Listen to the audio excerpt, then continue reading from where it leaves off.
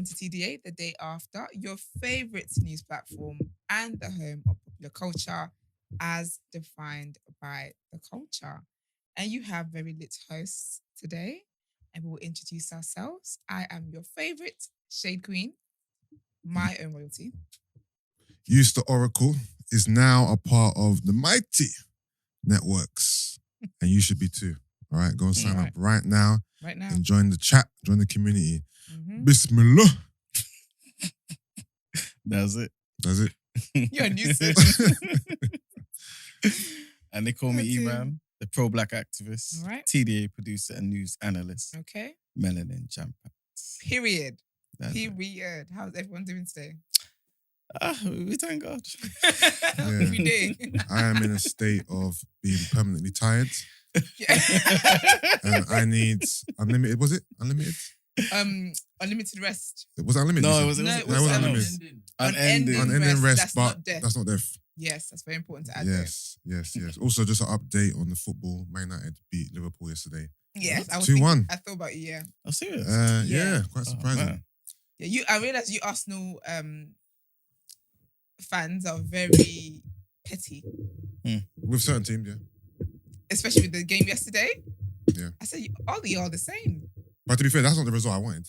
You wanted them beat. I want Man United. I wanted Man United to lose. Yeah, I know. Oh, Because remember you said yesterday, you said by the time you guys are watching this, hopefully they're losing. yeah. But, And so when I saw the timeline, I said, they won, man. I hate to see it because I saw Mark celebrating, Oh yeah, for sure. and I saw there was silence. Yeah, definitely. Silence. Mars is definitely gonna be celebrating. So I said, yeah, But yeah, man. But seen it. on the upside, Liverpool are down bad. They've lost 1, drawn 2. That's a bad start to the season. Yep. Okay. Who do you don't like? Long may it continue. Who do you dislike more? Oh, Man United for sure. Okay. Yeah, that's all. Right, so apart from that, good evening. Yeah, I was here actually. Yeah, I was here. Oh yeah. Yeah, recorded with the listeners yesterday. Mm. It was a bit of a fiasco to start with. Not Gina a fiasco. being absent-minded. But it turned out good, man. It was a nice that's vibe. good. Nice. It was 4 listeners, 2 guys, 2 girls. Yeah. Were they shy? No, they're not really shy, you know. That's good. Yeah, I liked their enthusiasm. I liked Yeah. their vigor. I like, some of the topics they brought up. Oh, nice. So shout out to Tom, Taylor, Duke, and Afia, I believe. I feel lovely. Because I think when listeners, because sometimes, have you ever met people as well who listen to like your content or whatever? Yeah, In a way, they feel like they know you. Do you get me? So it's nice Yeah. if they come on the pod, yeah. not being shy. It's like just kind of just Yeah. up with us kind of. Yeah, no. I feel like you could definitely sense that they were very calm, comfortable, Yeah. and familiar Yeah. with us. You can tell by the way they were interacting with us because it was like we had met them already Yeah. Mm. when we hadn't. I was just about to ask you that if you had met them like at a live show or something before. No. Mm. Duke, look, he was sitting here. Me and him have spoke throughout the years on Instagram. Okay. So we have a sense of, Mm. knowing each other a little bit, but Yeah.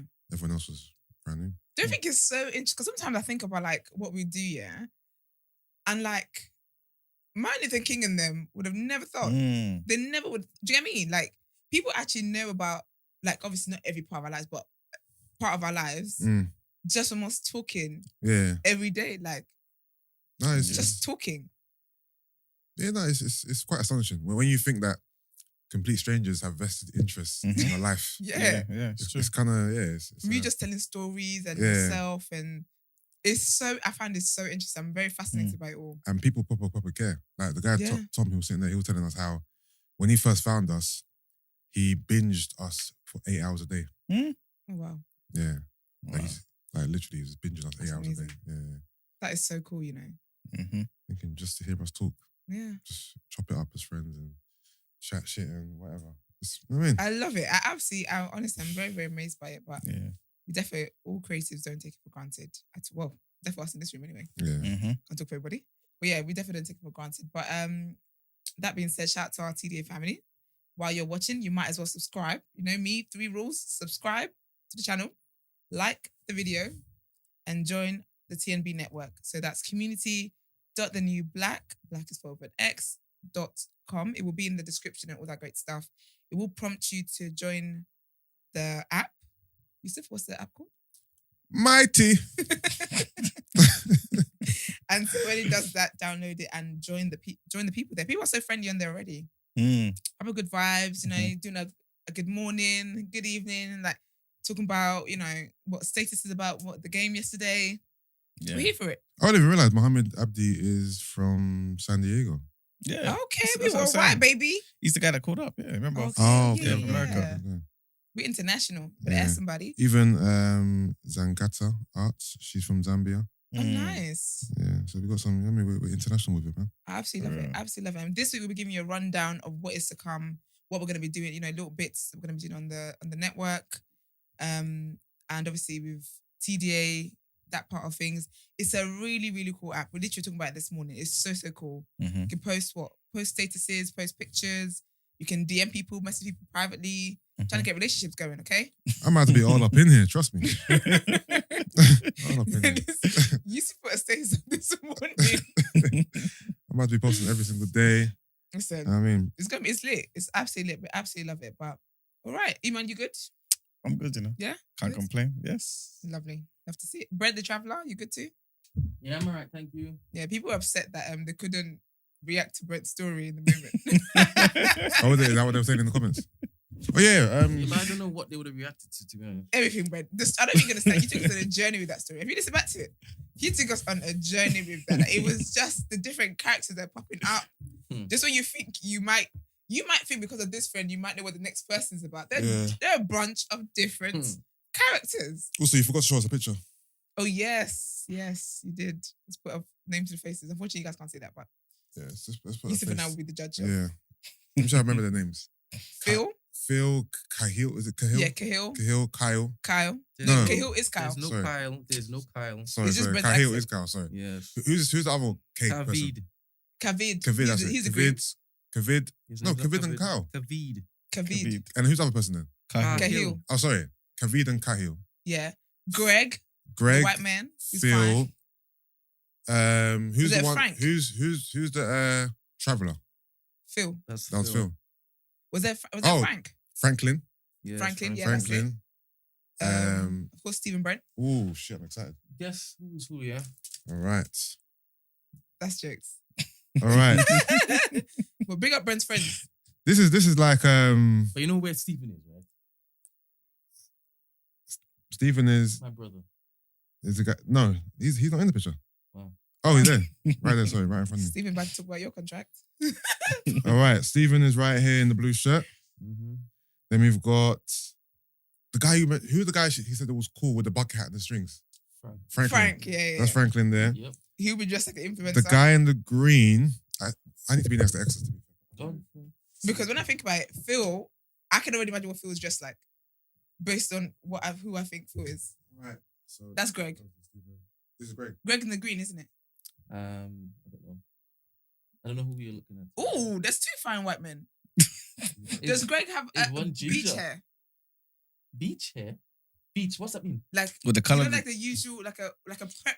Oh, you white mean boy what? hairstyle. That's Greg. Yeah. Okay, yeah. This is Greg here. Yeah, that's Greg, yeah. Who's this one then? That boy's that white guy. The one in the green. I don't know. He looks nice. Because you can't see.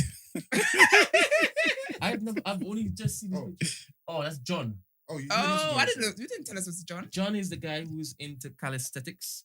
And when we played football, he Yeah. backed his top off and played topless for the entire time. Oh, is it? And then when we finished playing football, he started doing press ups. One thing about white guys is they take the top off any chance they get. That is like a Cahill. Who's the black guy with glasses? Cahill. He's Oh, that's Cahill.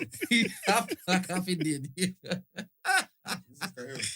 This is, hold on. He said This it one laughing. is, that's Cahill. Okay, I need to see what Phil looks like. Hold on.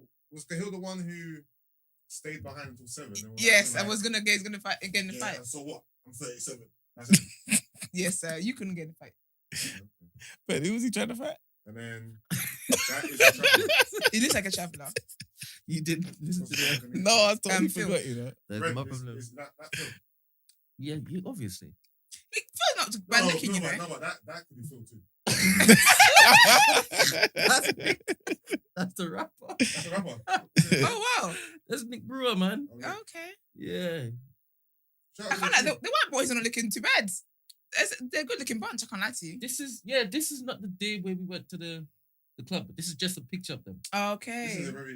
This is How could you not know that's Stephen? This group could be a movie. No, honestly. Bunch of misfits, right? Yeah. No, not misfits, but it's just such a mix with people. I feel like if you guys did a heist, I can tell who's gonna die first. Do you know what I mean? Who's gonna get got first? Do you know what they're... Hey, Cahill. Cahill looks like Pick a up Cahill. Cahill. Oh, Nah. what I've heard of Cahill, that is There's a that funny is perfect. story with Emmanuel and Cahill, right? I don't know the white boys. No. Actually, only Nick. Yeah. Yeah. Nick. Is there on air story or Oh, no, what? Yeah, he abused Cahill. He what? he what? I said you abused Cahill. I've How? never abused anybody. So As in physically, as in verbally. No. no, physically. What's called that? How come Khabib was in the picture? I don't know. I assume you're the one taking the picture. No, I'm not. I'm not in the room. Oh. So maybe Khabib took the picture. Certain things I can't even get involved in. This What was going on there? I like they had a bunch of bitches in there. There was many there. a lot of stuff that they look to do. Oh shit, maybe on I can't still myself be motivated to go and do it. Oh, so they were enjoying. Yeah, But what were they doing in that picture? They were doing a question and answer stuff for Khabib. They were asking questions and stuff. Oh. Oh, okay. I didn't want to leave my room for this. Like what? What do you mean? What type of questions? Stupid questions. Would you Oh, eat this ass? No. Oh. No. But anyway, this doesn't matter. I enjoyed myself more than they enjoyed themselves in this room. But anyway, so Emmanuel, would you ever picture him Here we go. fly kicking someone in the back? What? In the For back. banner or At this in age, I wouldn't have in seriousness? school. Oh This my! this How is- many years ago was that, This man? is unprovoked. In school. In seriousness? Unprovoked. In school. Yeah, I can imagine. Not in school, at a camp. What age is this? Old enough. Like teens. Yeah, of course. Don't say like teens. Don't say like teens. This guy bringing this. I I totally can't forgot. see that, Of man. course you forgot. You were the one who victimized him. Exactly. The victim never forgot. Probably got And the thing is, he laughed afterwards, you know. And the guy's back bent in a such a No. way. And he's like, oh! Why did he kick his back? Who did he kick again? Cahill. Fly kicked him. But why though? Took a Why? running jump and fly. Why? I What was don't, the I, thought don't, I process? don't remember. Neighbor, you're a bully. So you just saw him standing and you thought, oh, guess what I could do? There was something happened. I can't remember What what, did it he do? was. What did he do? I No, can't no. remember. Kyle was just very annoying to him.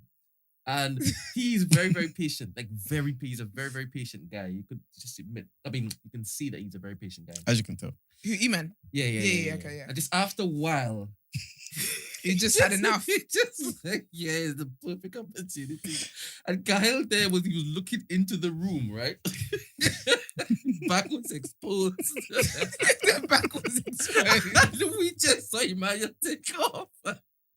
Felt full That was a clean speed, target. just fly kick him into the room. This guy is a terrorist, you know. All we heard Kyle say was, oh! You're kidding me. No, I didn't know what age this was. He folded Like into teens. This is ridiculous. This is absolutely ridiculous. This is all entertainment, guys. But you know what? Like, Cahill looks at the type to be kicked, to be flagged. Oh my God. That's rude. You know? This is not the type to be Nigga, some people bullied. just look like these things that happen to you. It's on brand for these things to happen to you. I think only because he's wearing glasses. No, I wear Oh. glasses. Yeah. I need to be flagged. And look, you could be flagged. Oh, God. I'm so dumb, man. That's jokes. That is bloody hilarious. Big up Cahill, man. I haven't seen him for years, man. Okay, I wonder why. Yeah, hope he's very well. Were you offended that you weren't invited to this? No, not at all. Do you know that? Do you know the groom? Yeah. You going to the wedding? I don't even know what it is. They're not So- going. You're not Yeah. going. What do you mean? It's a simple question, man. Are you going to the wedding? No, I'm not. No, but if I was invited, then I'm sure. So you're not going. So the answer is no, he's not going. No, but some weddings could be like in a year's time, isn't it? I don't know. Oh, what no, it it's in 2 is. weeks' time. Brent, has Oh, is the it? has the wedding, Okay, yeah, has the wedding invite been sent out? Yeah. It's in 2 weeks. Oh yeah, I ain't going. Wedding's next week. They don't want me there. You're going to fly kick the groom, bro. Is there any particular reason why he's not been invited? Can't be trusted. He's not that close to them. Oh, Okay. Did you all go to school together? They went to university together. Yes. Oh, okay. Oh yeah, we did, didn't it? I forgot that. Imagine how quickly you forgetting things, man. No, because we went sixth form. We went sixth form together. I think. Yeah, we Cahill? did. Yeah. What, Beale? Yeah. He was in Beale? I think so. Interesting. I'm pretty sure he was, you know. when you see your childhood friends, yeah, what do they look like to you? Do they still look the same as when you guys were kids? 100%. Do you get what I mean? Some change, but some look exactly. A lot of them look exactly the same. If you see them all the time, yeah, then because to me, Brent looks the same, and Yeah. Steve, everyone looks the same to me. because some kids, like some girls I went to school with, and I haven't spoken to them since, and I bump them like, and I know exactly who they are. Yeah, And there's some kids as well who you just know their first and their last names together. yeah. So I meet you, I'm like, oh, this is da-da-da-da. Like I know your full name. There's a kid that I bumped into the other day. I say kid, he's a man. That I He's a grown-ass haven't man. seen since primary school, Oh wow, and he looked exactly the same, just a grown just version. grown version. That is so cool, you know. Yeah. I remember seeing someone on Facebook this some years back. I remember sending it to Steven as well. The white guy. This guy looked like life. Yeah, man. Oh man, he All was of them look like hair was gravity model. grey, Life will hit him. overweight, grey hair, just looking. I was like, alright. Yeah, there's some people who look like they've aged badly. Oh, I'm telling you, Like man. we're the same age, but Mhm. you look like you're about 5 years older than me. Yeah, some of them This one peaked- was like some of 20 them years peaked in older. secondary school, you know. Huh? Some of them peaked in Yeah, Yeah, 100%. Yeah. Some peaked at secondary school, Mhm. and it was just downhill from there. Unfortunately, Unfortunately. yeah. All right. Okay, guys. Like the video, subscribe to the channel, join the community, community.thenewblack.com. Let's get into Oh, question. Sorry. When do you reckon you've peaked? Or What's a peak? Let's define that before I answer that question. You'll be trying to set me up over here. your peak is your. We're talking about your My your best look. form. Yeah, your best physical Oh form. no. Definitely, this is not my best form. This is Okay. not my final form. Yeah, you're so young. So you should, There's definitely more to come. You wait till I have a lot of money yeah. and a husband, Yeah. But why does that change it? because you just have access to like nicer things in life. Okay. Now the facials I'm getting are not like, now they're like premium facials. I'm using like equivalent of Fiji water to wash my face and stuff. Like it's different now. Oh, so you're saying you look raggedy now? Definitely not. I ain't never looked raggedy a day in my life. I don't know what that means. Actually, no. I think I look lovely at the moment, obviously, but I think that the glow doesn't stop. There's still new heights of glow to achieve or to reach. Never achieve, sorry. Yeah. To reach, and I'm Yeah. gonna reach it. Yeah. Yeah. You, man, what about you? You reckon you've No, I think there's more. hit that wall? No, not The at all. wall. Not at all, man. Brent? I think I was at my peak in secondary school. To be honest. Damn. Listen, I peaked at 14. That's early, bro. We'll see, I we'll look, see a picture. I look clapped in secondary school. So how do So you I peak like your then? peak. Yeah, just throwing in those. Brent trying to do the whole reverse because the girls come in the comments like, no, Brent, you're very good looking. Oh, girl, boo. I lie. Fishing for Fishing will come compliments. in it. Sicko. Your thoughts. What about you, Yusuf? I think I've definitely hit peaks. I think I'm still. I think I peaked, but now I've got a second peak. Okay, and that's on period. Yeah. No, I love it. I can't pretend that I don't feel like I've reached a certain height. I have, but I don't feel like it's. I don't think I've reached the peak and then it's downhill. This is I think I've reached the Yeah. peak. That's the thing. But now I'm like jiggling. Yeah. Yeah, I don't think. I think if you continue to take good care of yourself, Yeah. you can only look better. Yeah. That's what I think too, man. Yeah, you can only. Sounds It's only up from here. Mm. Yeah, I don't think that's true. No, I think to some degree, you just get different Yeah. looks. Like imagine yourself now, grey hair and Yeah. you know what I'm saying? Like Yeah. you just look a Like look at Idris Elba. Yeah, Yeah. He probably peaked like the Wire days, yeah. but now he's still yeah. good Yeah, looking man. yeah. Yeah, he's still peaking in his older form. Yeah. I don't think he peaked in Wire. I don't think he was as handsome in the Wire as he is now. No, that's true actually. You think he's more handsome now than the Wire? Yeah. Yeah. Okay, but maybe not the Wire per se, but just But even when I've seen him, back like, then. yeah, when I saw him a couple of episodes on Girlfriends, and he's very good looking there. It's Emma. Huh? Yeah. On Girlfriends? Yeah. What's that? Was it Girlfriends or was it Friends? Actually, no, he wasn't Girlfriends, I remember. Yeah, it was Girlfriends. I think he was one of Tony's exes or something like that. Yeah, and he's good looking there, but I just think if you take care of yourself, I think you just continue to evolve. Because even when I'm like in my 40s or something, I will have a different hairstyle that now it's like, damn, like I've unlocked something else. It's when we see like, even when people talk about Nia Long, Gabrielle Union, in their days they were looking good, but the older you get, you just kind of adapt to, you get a new style or you try a different, do you get what I mean? And you just continue to look good.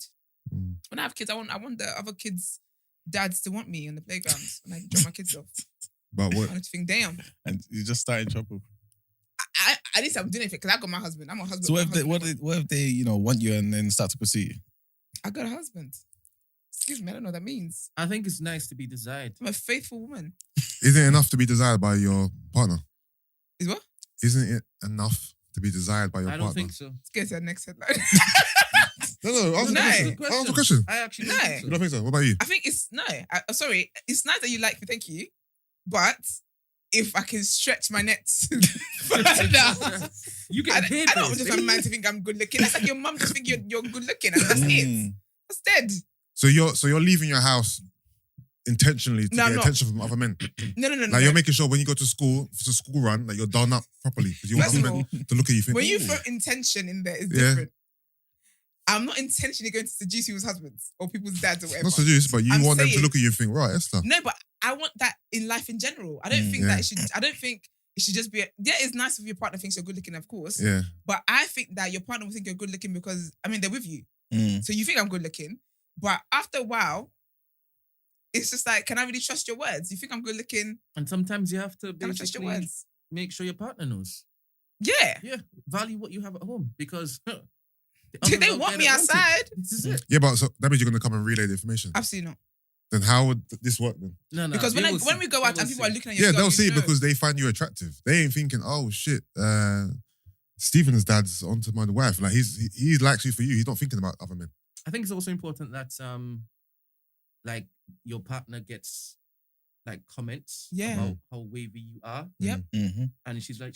Yeah, oh yeah, I know. Thank you. Yeah, exactly. I love that. I absolutely love that. No, I hear that. It happens to me all the time. All right, sorry then. No, not me. It happens to my girl all the time when I'm with her. Okay, yeah. You know how many women, for example, we went out on the weekend. You know how many Yeah. girls came up to her and told her, "Oh my God, you're so beautiful."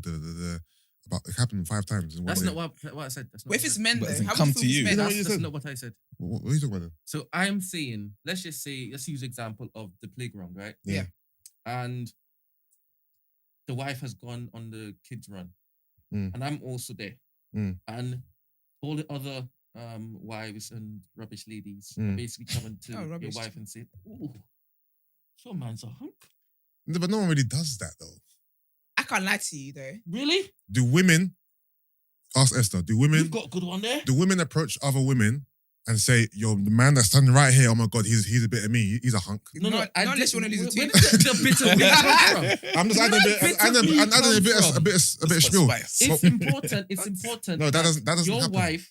It's important that your wife knows that you are still desired I know, but that doesn't happen in front of her because face. it keeps her keen. The same way, it's important that you also know that your wife is desired because it makes No, sure that you but value I feel her. like what women do though, they'll be You like, can't oh, become complacent. Is what I'm saying. I no, know, absolutely not. but I'm saying what that women we- will do though, yeah, they'll go be on. like, oh, you're a very good looking couple. Mm. And I know obviously Yeah. like I know I'm wavy, but when they say, oh, you're a very good looking couple, I know they're talking like 100%. your Yeah. man is Yeah. because you will but- see them side eyeing. yeah, exactly. And see their little Yeah. fucking husband. Yeah, see and it's their- at that point he Oh. grabs my bum and lets them know what the This is situation it. is. This is it. Yeah, no, that's a better description. I than like to what you keep did. things spicy, to be honest, mate. We know. I'm a bit wild. And that also happens to me a lot too. I'm just saying, we get ours. I think that's how it should be. Yes, I think that's keep it sorry, but I'm lively, man. out here just my man just trying to be the only one who thinks I'm good looking. This is it, man. Just I can't even trust your judgment after going a to while. church and going home. It's dead. If you think this thing and the whole world doesn't, send me the milk and clean. I'm gonna believe the whole world. Damn straight, man. Damn straight. Love to see it, man. We shouldn't become complacent. Exactly, definitely Mhm. not. All right, let's get into Russia and Ukraine. Remember that man that wifed the refugee, the Yes. woman? Mhm. I wonder how they're doing. I'm trying to Remember the Google. last headline about it? Yeah, they didn't break up. Remember I think the wife moved out. He moved out, and he's gone to find a place with her. Yeah, oh yeah. Yeah, and what happened again? Remember he came out with that rap song. Yeah, that's true. Actually, I remember that. Yeah, and I think she was kind of slandering him. Oh Online, yes, yeah, yes. I yeah. remember he did a diss track. Yeah, How you whatever? What the heck? How you break up a family and do a diss track? but yes, okay. So we kind of touched on this yesterday about the killing of one of Putin's allies' daughters. So Russia have basically made a claim. Okay, so Russia has accused Ukrainian special services of killing the daughter of Vladimir Putin's allies, one of Vladimir Putin's allies in a car bombing near Moscow at the weekend. As reported yesterday, journalist Daria Dugina, who was aged 29, died on Saturday when a vehicle she was driving exploded near Russia's capital. Her prominent ultra-nationalist father, Alexander Dugin, said to be close to Mr. Putin, said to be his brain, may have been the intended target of the attack. Ukrainian officials have denied any involvement in the explosion. However, Russia's Federal Security Service, FSB, said on Monday it solved the case already and said that Ukraine was directly responsible. The FSB told Russian media that a Ukrainian woman had moved to Russia in July alongside her young daughter, but that she was in fact a Ukrainian special services contractor. The woman, they say, rented an apartment in the same building as Ms. Dugina for a month, preparing for the attack.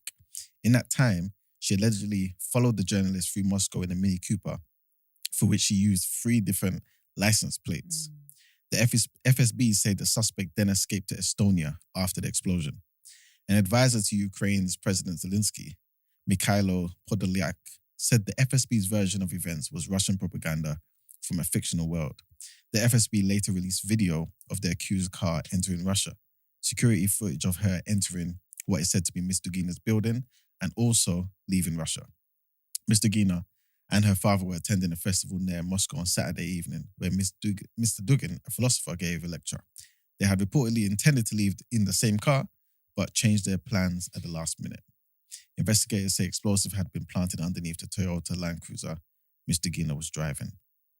Video from the scene posted online appeared to show a shaken Mr. Dugin watching emergency services attend a burning vehicle. A family friend published a statement on behalf of Mr. Dugin, branding his daughter's killing a terrorist act by the Ukrainian Nazi regime. He was referencing the claim by Russian leadership of a powerful Nazi presence inside Ukraine, which is one of the main reasons they put forward for the invasion. The statement also read, "My daughter Daria Dugina was brutally murdered in front of me. She was a beautiful Orthodox woman, patriot, war reporter, an expert for Central TV, and a philosopher. We only need our victory. My daughter sacrificed her young woman's life to its altar, so please achieve it."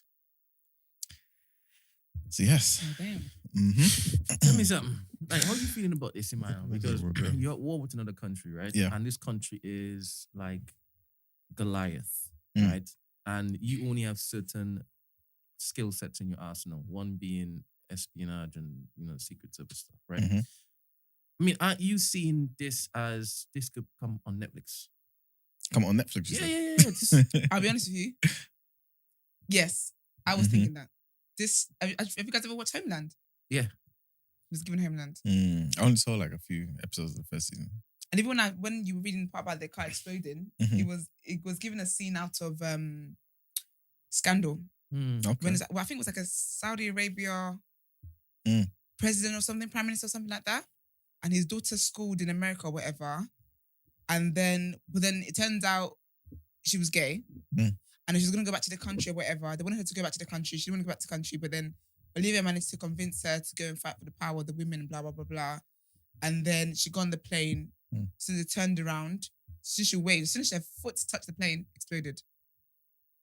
It's crazy. So I get why they're saying it's a fictional story. But the fact that they've got receipts, it's a bit tight. Yeah, because Russia is all brute force. They've got the numbers, they've got the weapons and all sorts, right? And this is what Ukraine could do. This fine pinhole like attack. And if it is, he's actually his brain. Man, jeez. But do you think it's possible, for a country to plan an attack on themselves to blame the other person?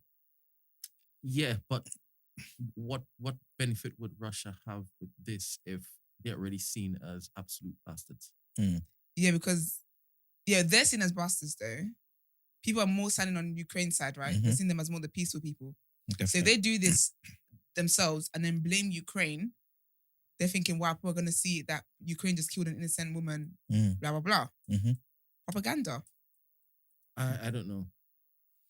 Might be propaganda, but in war, everything's fair, man. Yeah. So basically, they're going to retaliate then, aren't they? I mean, they're doing stuff now they anyway. want to wipe the country off the map. Yeah. It's crazy, man. Life. And then she escaped to Estonia. Okay, so our next headline is an update on the controversy surrounding the Finnish Prime Minister that we spoke about last week as well. So the Finnish Prime Minister, Sanna Marin, has tested negative for drugs, the government says, after leaked footage showed her dancing, singing and drinking at a recent party.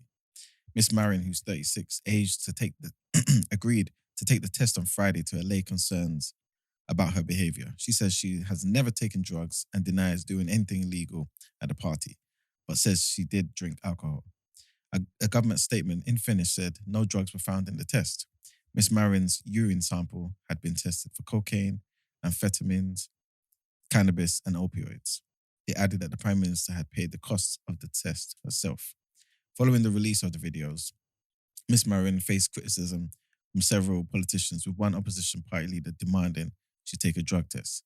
At a news conference held last week, reporters questioned whether the Prime Minister, who's been in power since December 2019, would have been able to make snap governmental decisions if necessary. She defended herself, saying her ability to function was really good and says she had never used drugs, even as a teenager. Miss Marin makes no secret of partying and has been often photographed at music festivals. So yeah, man. My babes, man. Yeah, she shut them down. Love it. Pretty much. But yeah. I like her.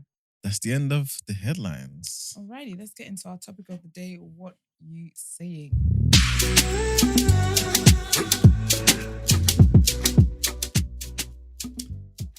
Okay, guys. So this topic of the day is based on a tweet, right, that was put out by Ghana's finest, Audrey from The Receipts. And yeah, you know what? Let me just jump right into it. She said, light-skinned girls really just decide they want to be DJs. And 2 days later, they're on stage. Must be nice. Must be nice. So obviously, this is a whole, goes into the whole colorism thing, right? And there's another part to the tweet that I'm going to read in a bit as well. But before we get there, I just wanted to kind of throw some questions, right? Yeah. So we know that colorism exists. Absolutely. So we're not going to waste time debating that, right? We've seen it all our lives. Yep. However, how bad is it? Very bad. Did Audrey exaggerate? Right? And also, will it ever change? And if we think it's not going to change, why do we complain? That's one thing, right? Also, whenever we do complain and talk about it, for example, are we not kind of throwing light-skinned people under the bus through no fault of their own? They can't help it. You know what I'm saying? They didn't choose their parents. They didn't do any of that, right? And also, in doing that, does that not create even more division? Yes. You know how I see this here? I think what Audrey should have said was popular girls, influencers, people who have, you know, a certain level of notoriety decide to be DJs and are on stage the next day. Not necessarily light-skinned girls in particular. I would need her to show some receipts, because if you think about the UK scene in particular, name me who the light-skinned DJs are. Like, let's be black, practically. I think right now. Yeah, I don't. I'm trying to say. Yeah. There's a whole list of UK DJs that some of the men then were putting in the group yesterday, who a lot of them didn't agree with what Audrey was saying. And a lot of the girls they were throwing in aren't light-skinned girls. Yeah. You've got Nadia J, Fiona Hall, Mercedes Benson, Siobhan Bell, what's the other game? Keisha G. These girls are not light-skinned. Maybe I'm ignorant to it. I'm struggling to think of who are the light-skinned DJs who are just one day they're online, the next day they're DJs, isn't it? I think her tweet was followed an event that she went to over the weekend. Yeah. So I think the reason why I'm not able to name any light-skinned DJs because maybe the genres that they play in are not ones that I particularly listen to. I just tend to, when it comes to DJing, I listen to Afrobeat DJs. That's just where I'm at. Yeah. But her tweet basically followed the event that happened over the weekend. I don't really want to name it, but the ones that happened over the weekend that got locked off were back on the A road. It's fun to mention it. Yeah, but I'm bothered. Originals Festival. No, you mentioning it. I almost went to that, you know. Same. Boy, I almost you went. would have been complaining my ear off on Monday. But yeah, so her tweet followed that. I get where she's coming from. I understand what she's saying because I think that when it comes to colorism, it just always seems as if like, oh, you're just saying this, you're saying that. But really and truly, because her tweet is saying they start DJing, before you know it, they've gone to festivals. Ideally, in the DJ industry, you should work your way up to festivals, right? Do you get what I mean? But I get what she's saying because being light-skinned is attached to that whole pretty privilege situation, which is why she's talking about how quick it is that they can start DJing and then before you know it, they're on the stage. Do you get what I mean? Like the dark-skinned girls that I know who DJ, who have been DJing, they've been doing it for years and then are now at the place where they're being flued out and all that kind of stuff to do it. So I kind of get what I can't think of any examples right now off the top of my head, but I do think in a lot of industries, like fairer-skinned women are favoured. So I get the sentiment. It makes sense. But I don't think it's necessarily an exaggeration. I just think that it seems like an exaggeration. I think it seems a bit dramatic because it's not really an industry people, you don't really think about it like that. Do you get what I mean? There's certain industries that we can, when we talk about colorism, automatically the examples come up. We talk about beauty, we talk about modelling, we talk about fashion. We have examples that we can just reel off. But when it comes to this area, not many people think of it. Do you know what I mean? Even when it comes to music, we think of it with artists. But when it comes to DJing, people don't really think of the pretty, the colorism working in like fairer-skinned women's favour. So I think that's why it seems a bit dramatic because someone's noticed it and we haven't really paid attention to it. So it's like, you're doing a lot kind of thing. But has she really noticed it? Or is she just talking? Because like Yusuf was saying, there needs to be receipts. Like if you're gonna say this, are we talking about just one person? But I'll be honest with you though, if I was Audrey and I have the platform that I have, I'm gonna give you an explanation. If you know, you know. If you don't know, it's too bad. She deleted a tweet. That's what I would do. Oh, she deleted it? Yeah, she deleted it because it's like I'm not. She tweeted it. She just tweeted what she wanted to tweet.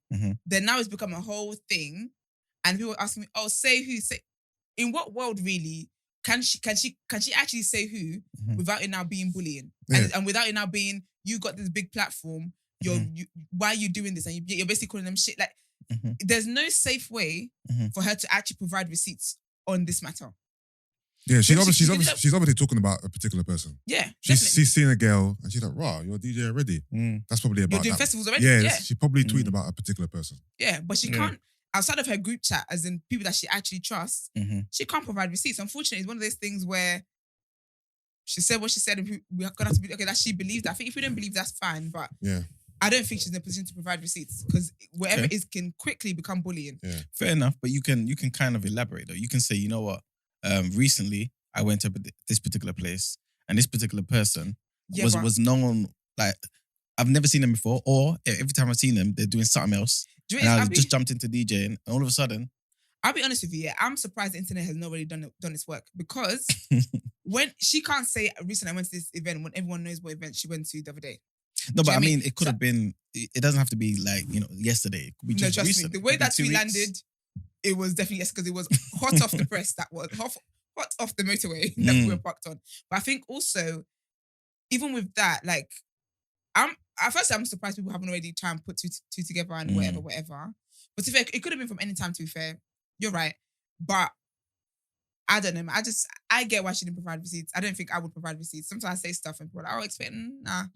It's right. I'm going to pick my battle. Yeah. No, I think I get the notion. I get the whole premise of light-skinned people having privilege. But I feel like what she's saying isn't exclusive to light-skinned people. I think it's exclusive to popular women. Yeah. I would say that. I think, absolutely. I think when it comes to, that's in every industry. Yeah. Even with podcasting, we see people who are already like influencers or whatever. Yeah. And then when they start podcasting, BBC's like, okay, come on. Do you get what I mean? Yeah. So, makes sense. I get it. And they like people who have been podcasting for years don't get, deals, but then someone who's an influencer, but that's in every... There's a name that's come to mind. I don't know if she's a DJ though, but I don't want to say it in case I'm... Oh, now you don't want to say something? Yeah. Can you text it to me so I know who it's about? Yeah, but there's nothing wrong with saying the Originals Festival. Everyone knows they got I know, but I just don't... I don't really... You know what I mean? like to name and shame unless, it's my direct shade. That's not a name and shame. Remember, the festival didn't get locked off. It was locked off because of traffic and parking. It wasn't locked off because they done something wrong. It's that people were parking on the road and it was blocking the roads. That was the reason why it got locked off. Yeah, but I've seen a lot of mixed reviews about even before that happened anyway, about the festival itself. Who do you think is the most popular person in the receipts? Most popular? Or they I don't know if it's how to spell their name, but I'll send it to you. Or they just literally, do you think they're just seen as a collective? And that's it? I don't think they're seen as a collective. Most Oh, yeah. Is she a DJ? Yeah, she is. She's a DJ. Yeah, she's a DJ. But she's been working hard for years. I can even shout her out, actually. It's Henry. She's been working for years. Henry's been putting in work because she was at Represent Radio for years, and then now she's on Kiss. Okay. No, she's not. She's Nigerian. What? You know her dad named her. Oh no, he was just thinking of a female DJ. No, he said she's light skinned. You said no, she's Nigerian. Nigerians can be light skinned. No, but she's not light skinned though. Yeah, I don't know. I said that she's Nigerian. Yeah. Yes. So I like who's would you say is the most popular? So what? Are you trying to do divide and conquer? No, not at all. I just want to. He's saying who's Beyonce, who's Kelly, and who's Michelle. Is what he's saying. Esther, go on. I'm not. This is like an intervention. I don't like this. Esther. It's like I'm entertainable. Okay, do you know what? I would say they're all popular for different reasons, but I think Tolly is the most popular one. Okay. Because Tolly does different things. Okay. Outside of the receipts, she does, what's it called? She does her 10 out of 10 with Netflix. She writes stuff. So I think I would say I would have said Tolly as well. I would say Tolly, yeah. So what about who's second? I think is Joint. Okay, cool. Yeah. The reason why I say this is because, like, couldn't somebody then flip it and just say, okay, look, receipts have made it to a certain place. Yeah. And the most popular ones are the dark-skinned girls, right? Yeah. Like, what if somebody was to then say, okay, you know what, you guys didn't make it there on your own merit. There's, like, maybe you guys, made it there because, you know what, the industry is saturated with a lot of light-skinned people. You guys have been complaining about it. Let's give the receipts a platform because there's 2 dark-skinned girls there, and not based on their own merit. How would they take that? No, okay, this is what it is. It's funny because people say the opposite. So I've heard people say the opposite. Okay. These are not my words. I love the receipt ladies. Absolutely appreciate them. Adore them. Just making this disclaimer out there. But I've heard people say that not that they needed Milena in there, but as 2 dark-skinned girls, kind of like bringing a light-skinned girl, watered it down. And there was 4 of them. Don't forget there was 2 light-skinned girls. Yeah, there was 4 of them, yeah. Phoebe. Yeah, there was Phoebe Park and then Tolly, Audrey, Milena. So I've heard people have said that, if it was just 2 of them, perhaps they wouldn't have gone that far, basically. So we needed that kind of, because obviously colorism with men and women is different, That obviously 3 Shots have made it as well. They're 3 dark-skinned men. Do you get what I mean? But that's different to when it's women. Colorism plays a different role in women's lives than I would say in men's. So I've actually heard the opposite. Do you get me? Or people saying that Milena being in there it basically makes it more equal opportunity. It's not too black. Again, these are not my words. So do you think, for example, Milf and Honey would maybe propel faster if they had a light-skinned girl in there? I can't deny the fact that things can happen quicker when there's a light-skinned girl in the mix. We see it with girl bands. Do you get what I mean? We see it with girl bands. We see these things happen. But I think with Milf and Honey, they already have the USP. Which is what? The MILFs. Oh. They're the MILFs. Do you know what I mean? Like they all I have... I don't think of them as Yeah, get me? Yeah, because I took me a while. I was like, oh yeah. Because I was like, oh, I wonder why they're called Milf and Honey. My friend was like, notorious to have a child. Yeah, they all do. Yeah, they all do. Oh. Do you get me? So I think that already is their USP. Do you get me? Where they can talk about relationships from actual experience. Yeah. Do you get me? So I think, and I always say with those girls anyway, I love the way they've marketed themselves. Like their marketing for me is A1. Do you get me? So I think they already had that. But can't lie, who knows if they had a white girl in there? See, okay. White girl or light a white girl, a light skin girl. Okay, let me ask you Non-black. this then. What if saying that then, right? Would the receipts be further and bigger if Tolly was light skinned? I don't know. It's hard to say. You see what I'm saying? Because Milena's already Yeah, but then you get 2 light skins. You know what I'm saying? So you don't get extra. You don't get extra annual bonus for every light skin you have. But why not? Because You never know. But that's what I'm saying. Enough. Because a lot of what we're saying. Huh? Oh. Wait a minute.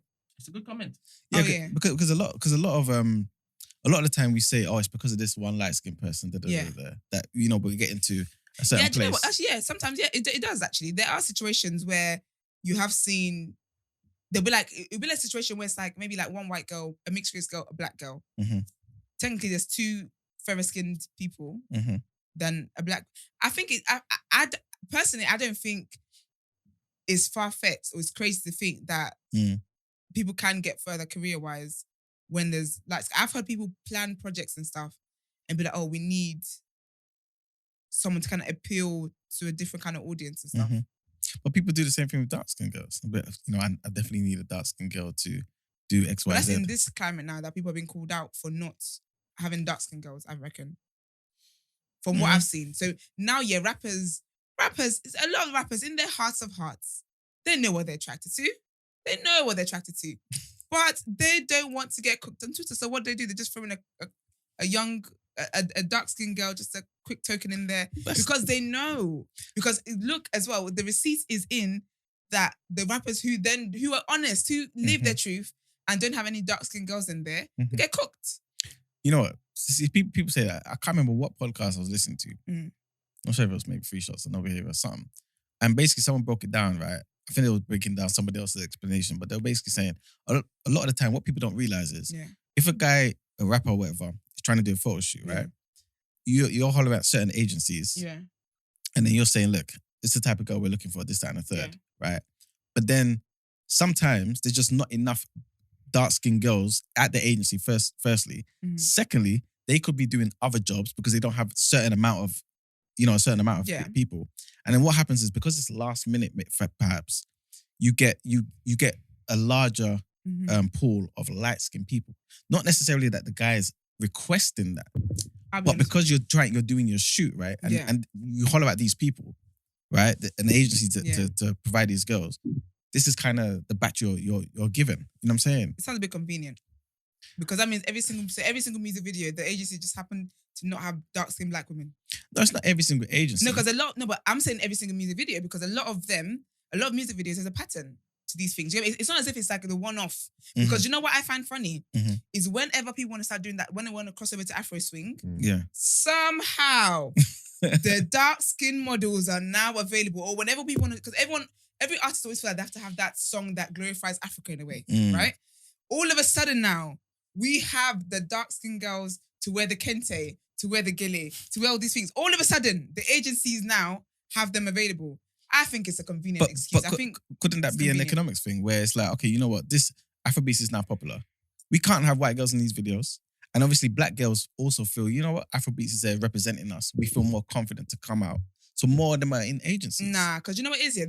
I think dark-skinned women have always been doing modelling and stuff like that. They just haven't been having opportunities.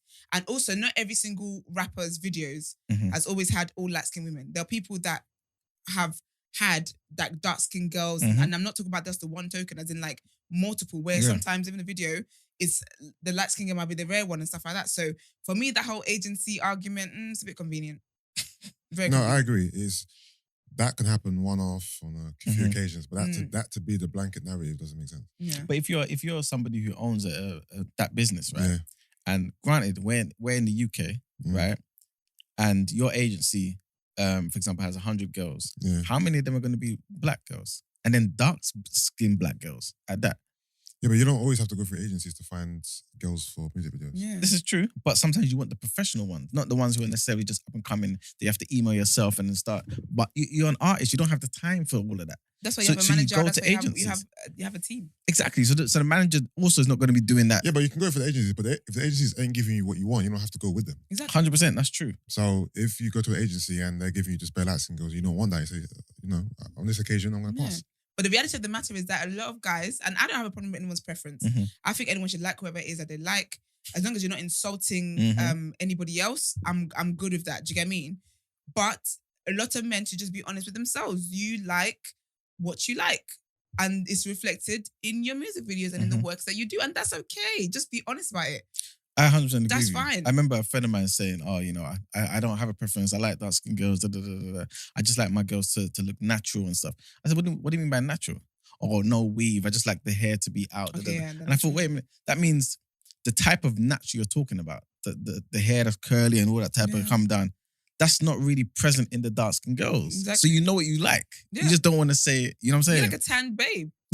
Do you think? Not 4B, Do you think? yeah. Let's say a rapper had there was 10 girls in front of him. Yeah. 5 dark skin, 5 light skin. Yeah. And the dark skin girls were 10s, like they were buff, Yeah. beautiful, and the light skin girls were like 6, 7. Mhm. Do you think that he will still pick the light skin girls even though they're less attractive? I think if that's what he's attracted to, then you'll see that. I think it all depends. It's all about what you're attracted to. Do you get me? Because I feel like if you're a rapper and you do music videos, obviously I don't know how much planning and whatever goes into it, but the girls that you want dancing on you or dancing with you or you want your love interest and stuff, I would have thought they reflect what you find attractive. Do you get me? Mm. Otherwise, you wouldn't really. Not necessarily. I think also it's a strategy. They care about what the public thinks. Because remember, you're selling a product. Yeah. So you're not necessarily trying to tell them what you care about. Yeah. You're just trying to reflect something that they care about so that they can buy into it. But that even speaks to the problem then. There you go. If they're going with the light skinned girls, that speaks to the problem of the way society sees dark skinned women. Yeah, and not necessarily the rappers. Nah. Because I'll be honest with you. Because there's it's a stuff- business. No, man. Also, Because, just a quick interjection. yeah. I feel like body type has dictated the landscape of video models recently more so than skin tone. Mm. So, Okay. you know, that hourglass figure, Mhm. small waist, big Yeah. bum. I feel like girls are being picked more so based on their body type Mhm. these days as opposed to their skin. Mm. Just my opinion. Mm. I don't know. I don't think so. I think skin is, as in complexion is still definitely playing a part in it. No, I'm not saying it's not Because playing a part. these days, I'm not saying it's not playing a part. a lot of but girls have bums. Mm. in this day and age, I'm just saying I feel like body type is more so the USP than the skin tone. Okay. In my opinion. I'm trying to Okay, say. that's fair. And can I ask a question? I don't want to start no controversy here. Just a quick question. Someone like Stefflon, right? Yeah. Do you think she would have been as far as she is now if she was darker? I don't think so. What do you think, Yusuf? I don't feel like Steph London is that far. I think she's a big artist, though. She's a big artist, but She's not as far as... she's not doing that great in my opinion. For what you're trying to explain, for what she has at her disposal. Yeah. I don't feel like I feel like Miss Banks is doing better than Steph. Serious? I think so. What? Serious? Come on, man. Okay. You're so funny. Your reactions are hilarious. Oh, you would know more than me. Have you seen innit? Miss Banks' work rate? You know No, how much music Miss Banks puts out compared to Steph? No, Yeah, but but not in terms of necessarily the work collaborations, rate. though, Yeah. like- It's, The people Steph has access to now and people Miss Banks has access to, Yeah. I feel like Steph has got a bigger network. I think Miss Banks, you'd be surprised to. Don't forget, Miss Banks is in there with Nikki. Like, Miss Banks has access to people, trust me. I think because Steph, you know, is light skinned and she was with Burner and she's affiliated with QC and them lot, so it's propelled her. But that's what I'm saying. But More that's what he's mainstream. saying. But That's what we're saying, Miss Banks is dope. Listen, I absolutely love Miss Banks. I'm Yeah. not saying that I absolutely love her. I think. but I'm saying, I think the better question is, what is? if Miss Banks was light skinned, would she be further than Steph? I think that's a better question. Yeah, but we're talking. I'm even saying, even before we get there, Yeah. I'm saying because the people for Miss Banks, you named Nicki Minaj. Mm. Steph, you named a few more people. Yeah, but that's the people I know about. I'm Yeah, sure no, Miss but yeah, Banks but- has bare relationships I have no. No, but then idea even about. with the music that comes out, obviously Yeah. Miss Banks' work rate is different, right? Yeah. But in terms of collaboration and stuff like that, Who's Steph collab with? oh, good for your artists. I don't. but listen to obviously, but I know. good for you. I know we can't gauge from Instagram. What, right? French? Okay. We can't gauge from Instagram, but Miss Banks got like what 800 and something thousand followers. Yeah. Stefflon's got 3.5 million. No, I'm not 3.5 saying million. Steph London isn't more popular than Miss Yeah, but Banks. that's, Yeah. but that's what I'm saying. But that's like what he's how asking, big though. they are, like Yeah. where they've got to in the industry and how Yeah. popular they are and stuff, right? Do you think she would have got that far if she was darker? Because I think Miss Banks should be way further. And you think that's because of her skin tone, maybe? I just don't think because her work rate, for me, she's talented. Mhm. She can rap. Her work rate, everything lines up. Mhm. But she's dark skinned. I'm not saying that's the reason, but I'm saying that everything else that really should get someone ahead, sis has got it. So you just never know. See, this is the thing, right? Because obviously, like we said, I know all of us know colorism exists, but I feel like it's kind of dangerous to kind of just put things just down to that, right? Because, like, we're taking the merit, the hard work out of somebody else's achievement, potentially. Because we're admitting Mhm. that people are working hard for what they've got. Yeah. Someone like Spice, for example. Mhm. Spice, as in the she's Jamaican, isn't she? The one on Love and Hip Hop? Yeah. Yeah, okay. Someone like Spice here, like Spice is obviously, we've known of Spice for years and blah, blah. But for her, she's like, I'm not as far as I should be because of the skin color. I just think it's not crazy to think for this to be a reality, because I remember one time she had a thing where basically we woke up one day and she was like, she had a lighter skin. But what it was a campaign.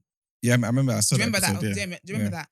And she was like, that's all her years, that's all she ever hears is this. And she said she knows as well, like she knows, she's talked about it, that she feels like if she was lighter skinned, she would have had certain opportunities, she would have been able to go further. I don't think it takes away, first of all, it doesn't, I think two things can be true at once. It doesn't take away from the hard work that light-skinned artists are doing. Big up you, sis. It also doesn't mean that the person I'm fighting for, the dark-skinned person I'm fighting for, doesn't mean that they're not talented enough or anything like that. It's just that these are the odds against them. It's like racism. Sometimes you can be talented, you can be skilled, you can be all that stuff, but the color of your skin can hold you back. And that is just the reality of it. Yeah, I agree with you. I 100% agree with you. I mean, you know, it goes without saying, man. But I just feel like sometimes when we have certain examples, right, and sometimes the stats doesn't always add up.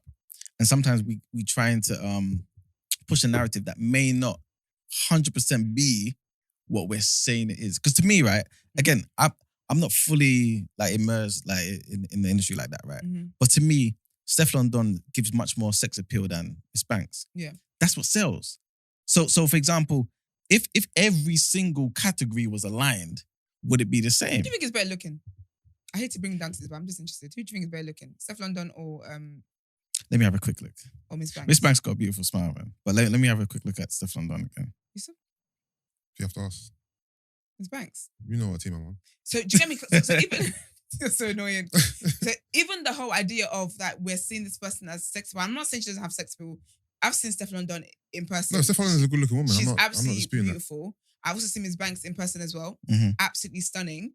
But again, brains have been conditioned to believe that light-skinned women are more attractive. So even with that whole sex appeal, Miss Banks, is natural. And sis is giving body, is giving sexy, she's giving all those things, right? So I think even the conversation about Stefflon Don maybe gives off bigger sex appeal than Miss Banks. There's a conversation in there. Do you think Stefflon Don like shows her body much more? It's more recently, sexual than Miss Banks. Yeah, recently, yeah. I don't really think of Miss Stefflon as someone who's so sexy. Man. Really? I don't see Miss Banks as selling sex at all. I think hers Miss is Banks sells sex, man. She's sexy. Not overtly, she knows but it. She's beautiful and she's 100% sexy. She's but I'm sexy, saying I don't think she's not like a Nicki Minaj where it's like it's synonymous. I hear Miss Banks and I see skill, I see ability, talent, beauty. Yeah. Stefflon Don, I see sex. You know what I'm saying? I see body showing. I see definitely skill and talent, 100%. I think more recent years, but I don't think Steph has been like that from the beginning. Okay. Yeah, but I also think Miss Banks gives sexy too. Yeah, but like it's I don't feel like it's more. Miss Banks had the internet going wild when she was twerking. Yeah. Now, Miss Banks does a lot more of the she sexy started stuff. a whole challenge. Like, she'll be twerking. Now? Okay. Yeah, but they're both now. Maybe I because you know I'm not fully in it like that. Maybe I've missed that. You know what I'm saying? But to me, I kind of got the Miss Banks is more humble with it, a bit more like it leaves more to the imagination for me. You know what I'm saying? And I prefer that. You know what I'm saying? But to me, the public, I feel sex sells. It always has. And so to me, again, I could be wrong. Stefflon seems a bit more in your face with it. You know what I'm saying? Didn't Steph get a bum job? Yeah, 100%, man. What, is she denying it or what? No. I don't know what she did. I when I see or hear Steph, I see sex. 100%. That's what I'm saying. I think this is one of her main promotional tools. Emotional with torture. I think more so of late. I don't think that's always been the case. for long as I've known her, to be honest, I've seen her. Yeah. But Because there was, sorry, there was a certain time when Steph wasn't really showing her body. And then after the improvements. yeah, but it doesn't that state that this is what her focus is on. But that's what I've been saying. I've been saying recently. Yeah, I don't know how recent this is because again, for as long as it is, I've known her in the bloody scene. It's been sex. But Miss Banks, I don't even think that when is it she quote unquote broke the internet with a little jiggle thingamajiggy. That was all right. I'm here. Let me just do it. I don't know if it is that. I don't think she never didn't intend to break the internet. Yeah. We were just like, damn. Yeah. I mean, I'm a supporter of both particular philosophies or ideologies. There's been a few. Okay. What, Miss Banks? Yeah. She's a babe. You man smiling a lot. Top babe. She's a top babe. Yeah, she is 100%. But yeah, I just think that these things can't be it can't be avoided. But on your question as well about is it unfair? Is it unfair? Yeah, exactly. Yeah. And what do you expect them to do? Who lights can go? Yeah, because not living it and use the advantage every chance you get. Because what you find, yeah, of course you can't choose what skin complexion. You know, we came out and we said, okay, this is my story. Yeah. This is my situation. But there are, and I'm not saying again, it's not all women, but there are some light-skinned women who are aware that they get privileges because of the complexion of their skin. And they walk in that spirit, and they use that spirit to terrorize. They have to. Not terrorize. Exactly. And see, that's why. Let me land the point. They use that spirit because you can walk in that. Listen, be body confident, be self-confident. That's I'm fine. happy to explain how to terrorize. Though. I will get there. Right. They use their light skin to terrorize darker skinned women. These things happen. The conversations that happen, even when we do that whole every few months when Twitter cleans house and does that whole the rapture. I call it, when they bring up people old tweets and stuff like that. You find that a lot of the light-skinned girls, they knew this thing and they will make jokes about dark-skinned girls' hair and all that kind of stuff. And even to this point, till today, when obviously there's more awareness and stuff, you still kind of get that undertone here and there sometimes where they do think that they're prettier than you because of this. And it's there. It's not deniable. But again, the women who can't do anything about it and they don't terrorize other girls for it, that's fine. But there are light-skinned women who know that there are privileges that come with the color of their skin and they use it to advantage. And that's fair enough. Go forth, sis. But you also, you use it to your advantage by, just for lack of a better word, I can't think of another word, but yeah, you use it to terrorize the darker skinned girls and you use it to insult them and all that kind of stuff. That exists and that exists. When you're talking about that though, are we talking about random nobodies on the internet? Or are we talking about people who have got to places and are light skinned and kind of had that type of attitude towards everybody that's light skinned and thinks that because they're light skinned, they're better than the next person. If you think that you're prettier than the next girl and you're better than the next girl, all because you're fairer skinned, I'm talking about you. Okay. Do you get what I mean? Because some of you anyway, yeah. Let me read out the second part. Oh yes. to that tweet. So obviously, we know what Audrey said. She said, just a reminder, light-skinned girls really just decide they want to be DJs and 2 days later, they're on stage. Must be nice. LOL, LOL, LOL. All right. So somebody, I don't know what complexion this person is, but this person responded to Audrey's tweet and said, can't you just say some girls?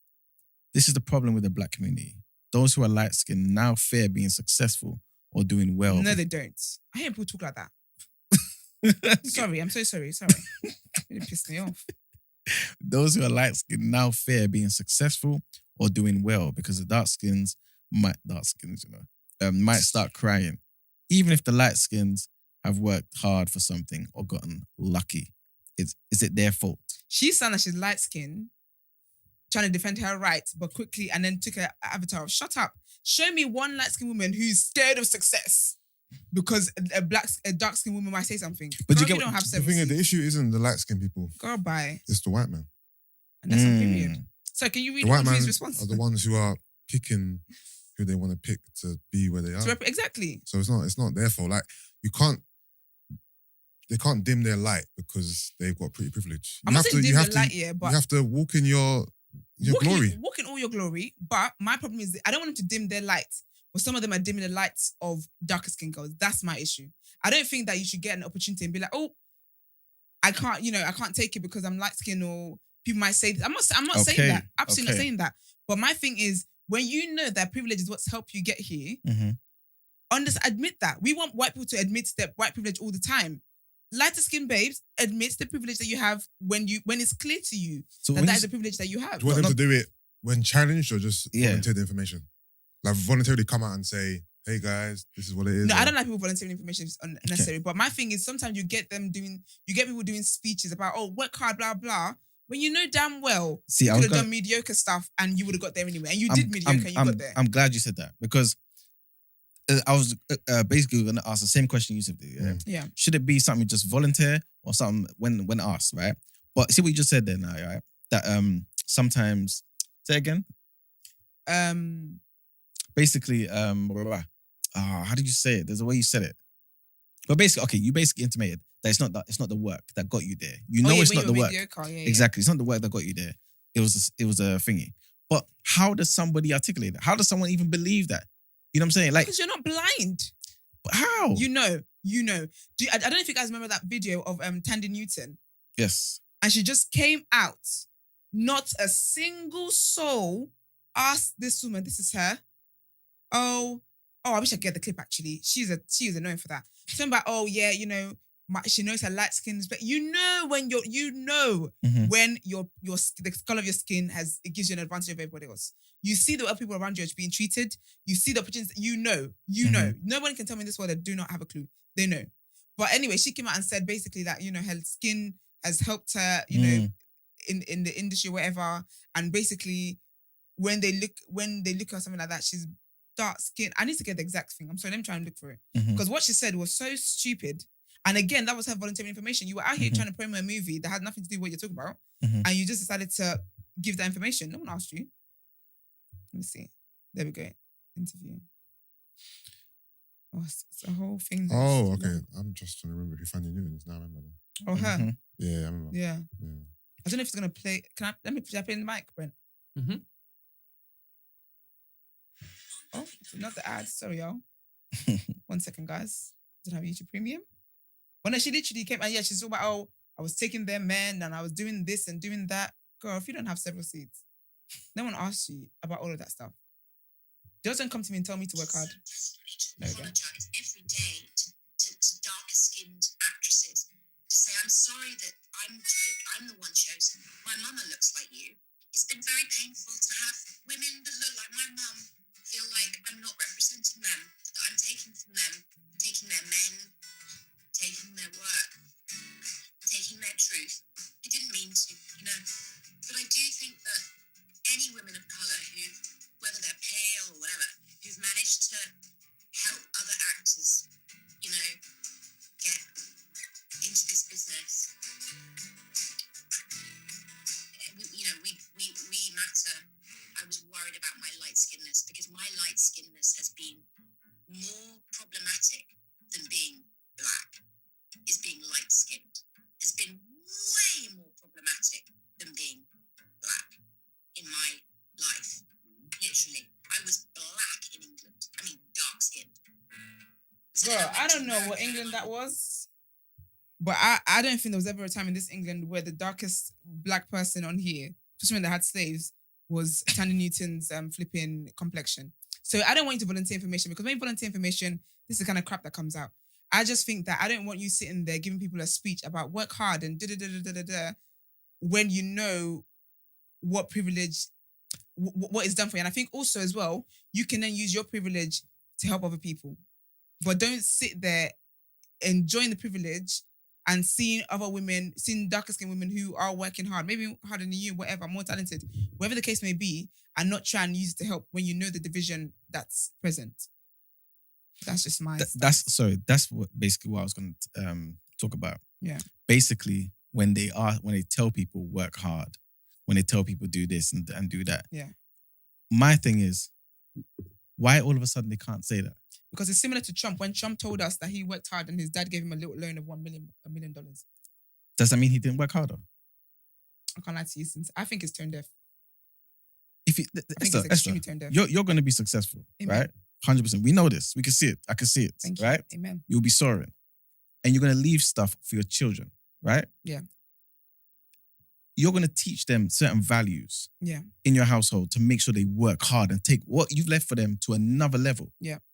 Can somebody really come along and say to them, they didn't work hard for the stuff that they achieved? I'm not saying that you didn't work hard. If they worked hard, then that's fair enough.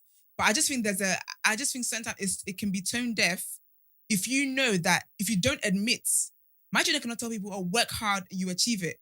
When they know that they worked hard, but also their parents, there was privileges that came with their parents being who they are.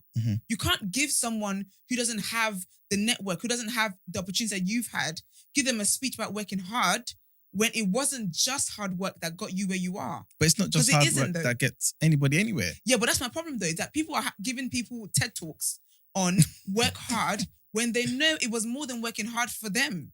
For me, I find that tone deaf. If my children go around and start giving people speeches about work hard, when they know that the reason why they were able to do media stuff is because Uncle Brent actually said you can be my intern, blah blah. They had a way in. Yeah, you can't ignore that. Yeah, but we know how Brent is, so we know that he's not going to allow them to be sitting here doing nothing. He's going to make them work. That's fair enough. But they still had the opportunity to still.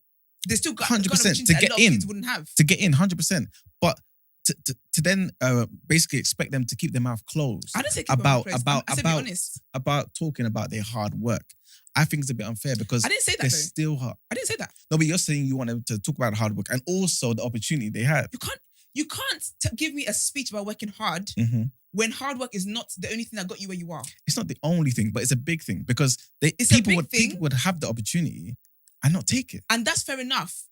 My thing is I am for transparency in every area of life. Do not give me a speech about working hard and invest. So it's like someone come tell me, you know what? When you get money, you should... No, actually, it's like the articles we see when it's like, oh, this 23-year-old has bought their first home. Yeah. That's the headline. Yeah. I'm a 23-year-old, I'm thinking, crap, like I'm still earning this and blah, blah, blah.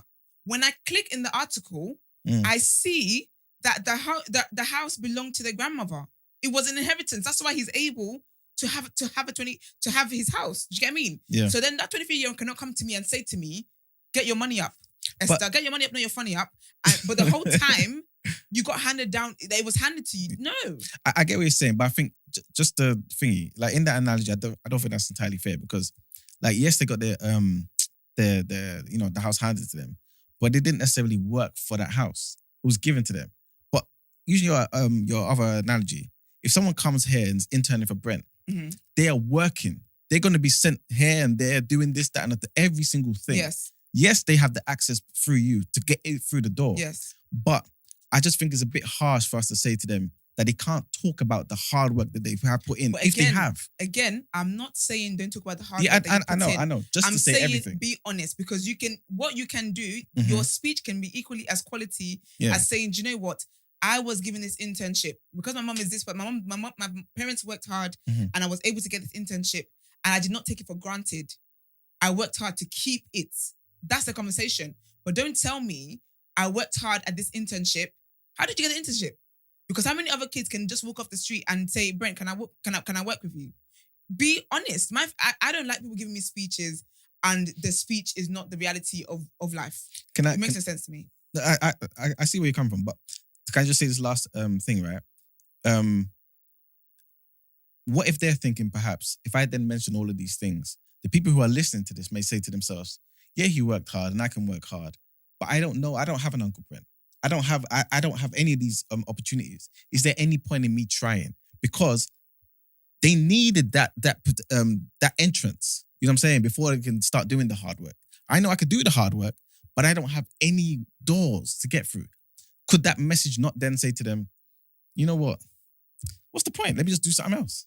But the message of the person telling me that I worked very hard, skipping out the part that I had Uncle Brent, but these times this may not be achievable to many people. How is that a better message? Because sometimes hard work creates doors. You know what I'm saying? There's countless people. Nobody opened the door for Brent. You know what I'm saying? Yeah, But the okay. hard work and the vision and diligence created a door. Okay. And sometimes that message is enough. You know what I'm saying? I think that I think there's a way you can tell people that you had this opportunity to work with this person. Mhm. I think if you're a good speaker and you're someone who actually wants to influence people, I don't think that anyway, let me do one sentence at a time. I don't think that will necessarily put anyone off and be like, oh, do you know, I don't have the opportunity, because what they're still going to hear from that is that you worked hard, is that you had this opportunity. Yes, you had this opportunity come, but you worked hard to keep it, because they can have an opportunity, and if you don't work hard, you're not going to keep it. Facts. But I think to go off the fact that you just have to work hard, knowing that this opportunity gave you this opportunity is why you were even then able to then work hard to keep this thing. Mhm. I just personally think is dishonest, and it's not transparent enough. And I don't think that will really help people. I think that if I was to tell people, because like, even me getting to radio and whatever, I had a conversation with my cousin Georgette talking about it. She's like, oh, actually, I know Remy Bugs. I said, oh, I'll go and shadow her for a show. I ended up being with Remy for nearly a year. Do you get what I mean? That was my door. Do you get what I mean? Yeah. Cool. I can't then tell people, go and work hard and work hard and work hard and work podcast for 5 years and do this, and the opportunity to just find you. No, that's not how my story went. Do you get what I mean? And I don't think, and I think that there's a way that I can word it to be like, do you know what? When the opportunity comes, or sometimes you might not even realize it's an opportunity, but wherever it is that you do, work hard at it, because you can have the opportunity and it can just be a waste and nothing comes from it. Yeah. I think there's a way to word it that will motivate people to go and carry on to do what it is, not necessarily put them off their dream, because reality is that not everybody gets an opportunity anyway. So if I'm telling you that if I tell you that I work hard and I got an opportunity, I might be one in, I don't know, 1,000. Okay. That's the reality of life. Not everyone gets an opportunity. That's the world we live in. Not everyone gets an opportunity. So I don't think not being able to having the right network should be something that puts you off your dream. I'll be honest with you, if it puts you off your dream, you didn't really want it in the first place. In all honesty. All right. So obviously we probably have to move on, yeah. But I was just gonna say to you, like, and I know obviously we can't answer it like, you know, in its entirety now. Yeah. But how would you then say, first thing that comes to mind maybe, that we remedy this issue? You know what I'm saying? Because obviously, ideally, we don't want to be in a community divided because of skin color. When we're how all much I'm black. talking about colorism when I have kids?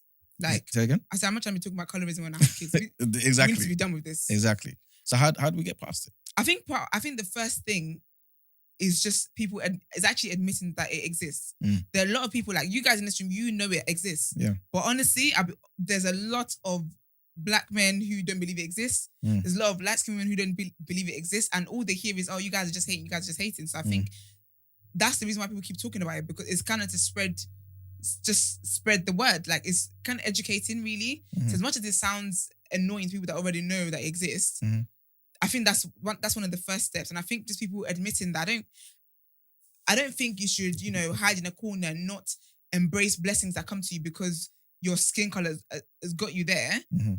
But I think, just to be honest, man, I think each person, if it is that your skin color got you somewhere, like if I was in a company, I know they only hire me because I'm black. I'm not going there and comfortable to be the only black person. I'm going to be doing stuff and educating them so I can get more black people in here. To come and in, I think that's what we need to do. So, but the thing is, people are in denial about the fact that this privilege has got them somewhere. So then how are you able to educate and bring other people in? If you're Other denying people it. do a dark skin when you're in denial that this is what benefited you to get this. I think it's just that it's knowing what reality is, admitting what reality is, and then using your position of power to help other people. I think anybody in the black community, light skin, dark skin, whatever it is, mixed, whatever it is, I think we should always be using our position to bring other people along. And I think that's the issue, because there's other communities in society where they do that. The Asians they do that. Do you get me? Where I might own this, you know, this shop. Okay, that's fine. I'll invest in another shop. Now my son owns this. Now I think in the black community, that's what we really need to do. Is that we need to, generational wealth? And even there, it doesn't have to just be your kids. Like, let it be someone else's kids. Let it just be the community. I think I personally think that's the solution to it. Wow. Yeah, I hear what you're saying. You're not trying to hear it. We need to own our shit. Like Brent always goes on about being gatekeepers. Because it's the white companies that are picking the light-skinned people. It's not necessarily us. Yeah. If there's an example of a black-run company who are, you know, picking light skins over dark skin, then fair enough. But the way I see it is it's white corporations that are dividing us by picking white people, by picking light-skinned people over us. But if we are the heads of the corporations, then we can remedy this situation, right? So I feel like with time, with us owning more of our own shit, us not always pandering and wanting to be picked by the white man, like, you know what I mean? Just us being in charge of our own destinies, slowly but surely, we'll remedy the situation. But we have to start taking ownership of our own, our own narratives. Yeah. Oh, man. I'm conscious of time, that's the thing. But I want to ask just one more question, right? Yeah. We know what the world is like now. Yeah. So, right, so we're kind of acknowledging there's more light-skinned people, black people in certain places than are dark-skinned, right? Cool. Tomorrow, you guys both get businesses. Big businesses. The pool that you need to choose these black people from, right? Is, let's just say 70% light-skinned, 30% dark-skinned, right? And now you've got 5 senior positions, CEOs, CFOs, COOs, all of them type of people there, right? And because that's just how society is, there's more, it's likely that the best for those roles, i.e. because they're more available and those people are in those roles because of how society is, not you guys' fault, just how society is, to get the best, right? It's likely that you're going to be having more light skins in those positions. What do you do about that? Do you just accept it, like, you know what, it's my business, I need the very best? Or do you go out of your way to say, you know what, let me try and even things up in terms of the colour thing and bring The thing is, I'm not people picking people based on their skin. I'm picking them based on how qualified they are. Cool. So in this particular example, if my pool is 70% light skin and 30% dark skin, I'm not going to be like, okay, let me make sure I pick more dark skin. I'm picking who is best for the role. Okay. And what about you? I'm picking who is best for the role. But if I look up and it's all light-skinned people, I'm going back to the drawing board. I'll be honest with you. I as much as I can pick, I obviously the skill set and everything is, the qualifications is the most important thing. Yes. But if I look up and majority of it is not representative enough, then I will have to go back to the drawing board. It's like if, you know, because there's more white people in this country than black people, whatever. If I look up at my black-owned company, and because of the statistics in society, the majority of them are white, I'm sorry, I can't do that. Okay, cool. No, I think a different if it's white. If I have a company, and the pool is 70% white and 30% black, in that instance, I will rather pick less qualified black people and train them up to a point where they're better for the job than pick white people. That's just me. Okay. And I think also because for me, it would depend on the industry. So I see myself having business in the beauty industry, right? When it comes to beauty, dark-skinned women, it's a whole thing. So I can't lie to you. I'm going on my way to make sure that what I am, what my children will be, what my nieces and my nephews and my kids and whatever is represented in my company. So if that means I've got 4 dark-skinned girls and 1 light-skinned girl, it's where the coins fell, babes. Okay. Yeah. Cool. All right, lovely, yeah? Let's end it there. Okay, let's get into our next headlines.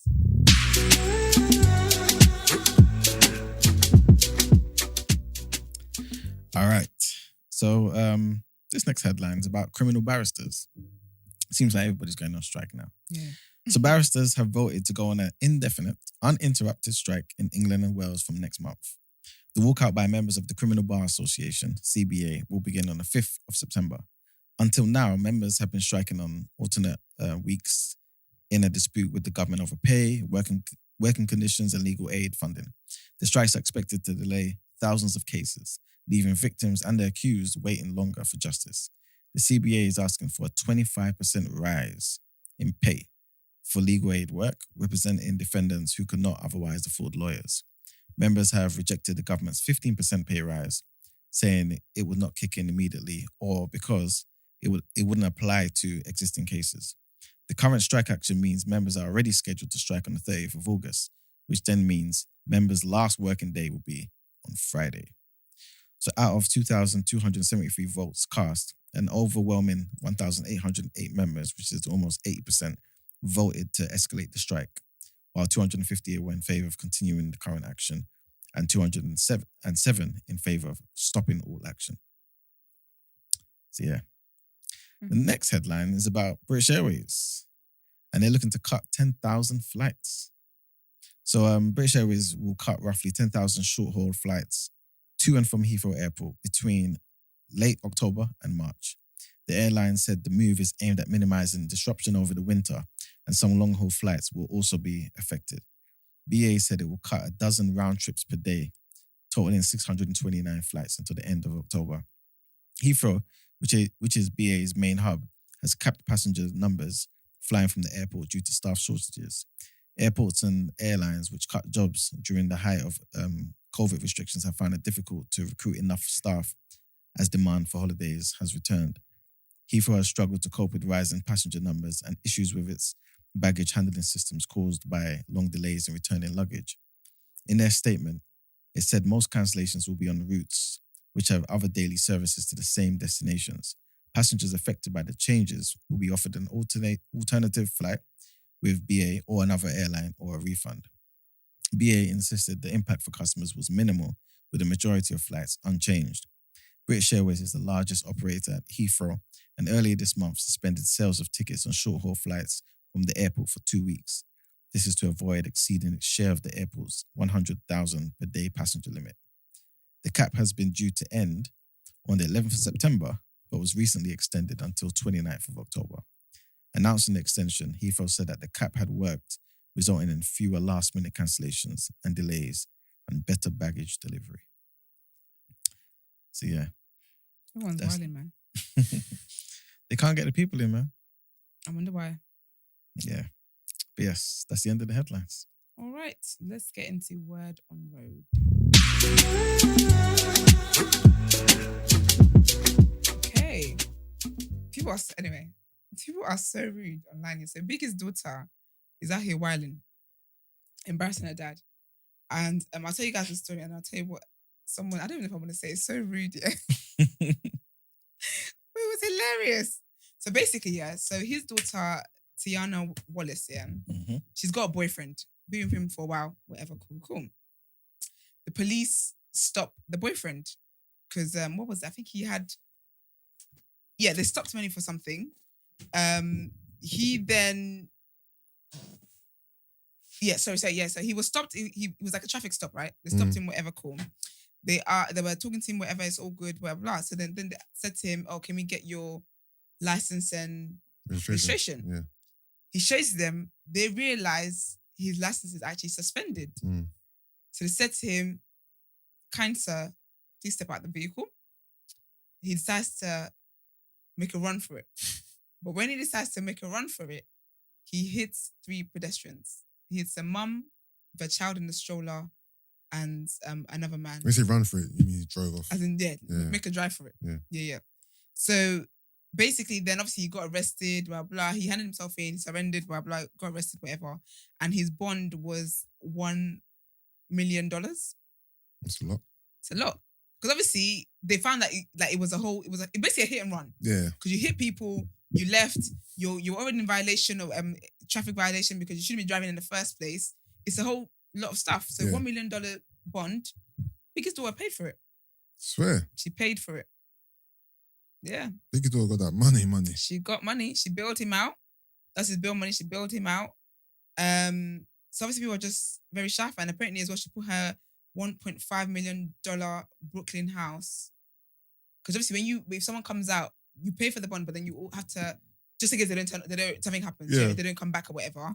Kind of like what's that word?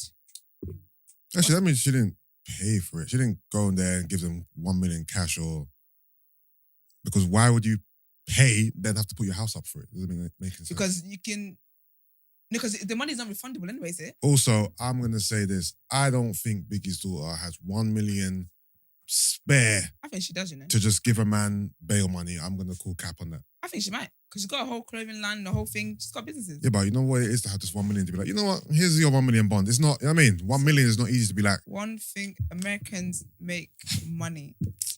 I'm calling cap on that. I clocked the price of braids in America. I've seen girls charging like over $1,000 for braids. That's ridiculous. These people don't be making money. I wonder how a bond works then. Because when you pay for it, it's not like you don't get the money back. You're paying to release them, isn't it? What's her net worth is 20 million.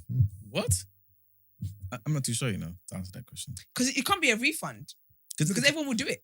I've always thought about that as well, That if, for example... Can you see how a jail bond works, please? I'll have a look. As in bail, how bail works. Bail money works. But what I was going to say to you is, I'm pretty sure, like Yusuf, like in the past, Biggie's family has kind of complained that Puffy ain't giving them no money and stuff. Yeah.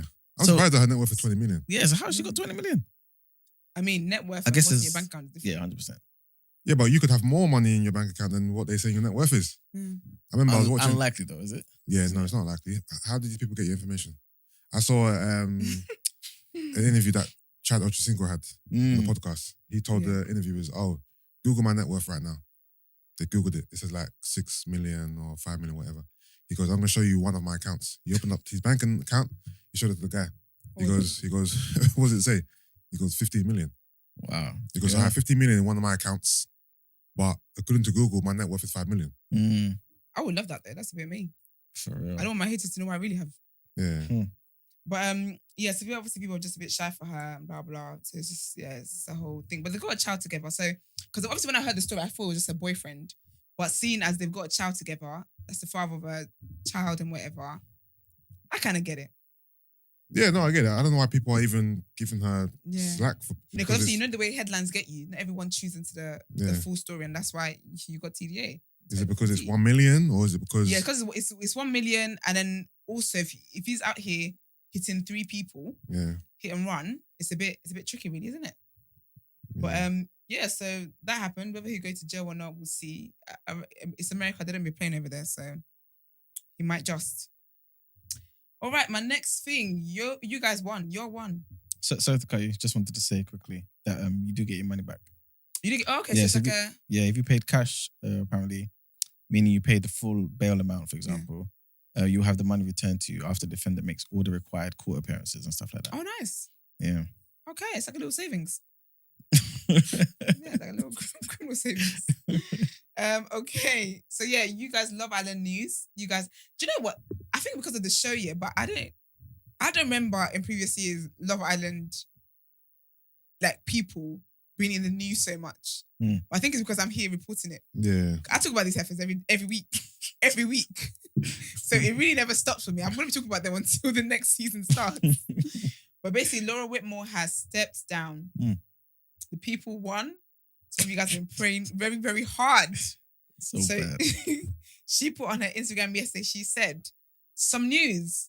I won't be hosting the next series of Love Island. There are certain elements of the show I found very difficult that cannot be changed.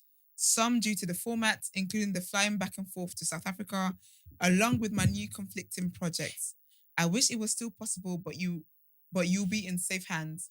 I was only planning to fill in for Caroline for a series and it turned into 3 series. I hope I did you proud, Caroline. So she's basically gone. There isn't really anything about who could be possibly taking over.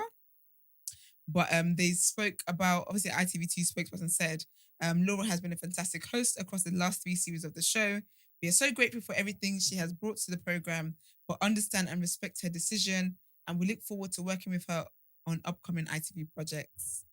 So basically, when she was assigned to the show because Caroline Flack got arrested over alleged abuse of her boyfriend, physical abuse, and then obviously she passed away, and then she just stayed there basically.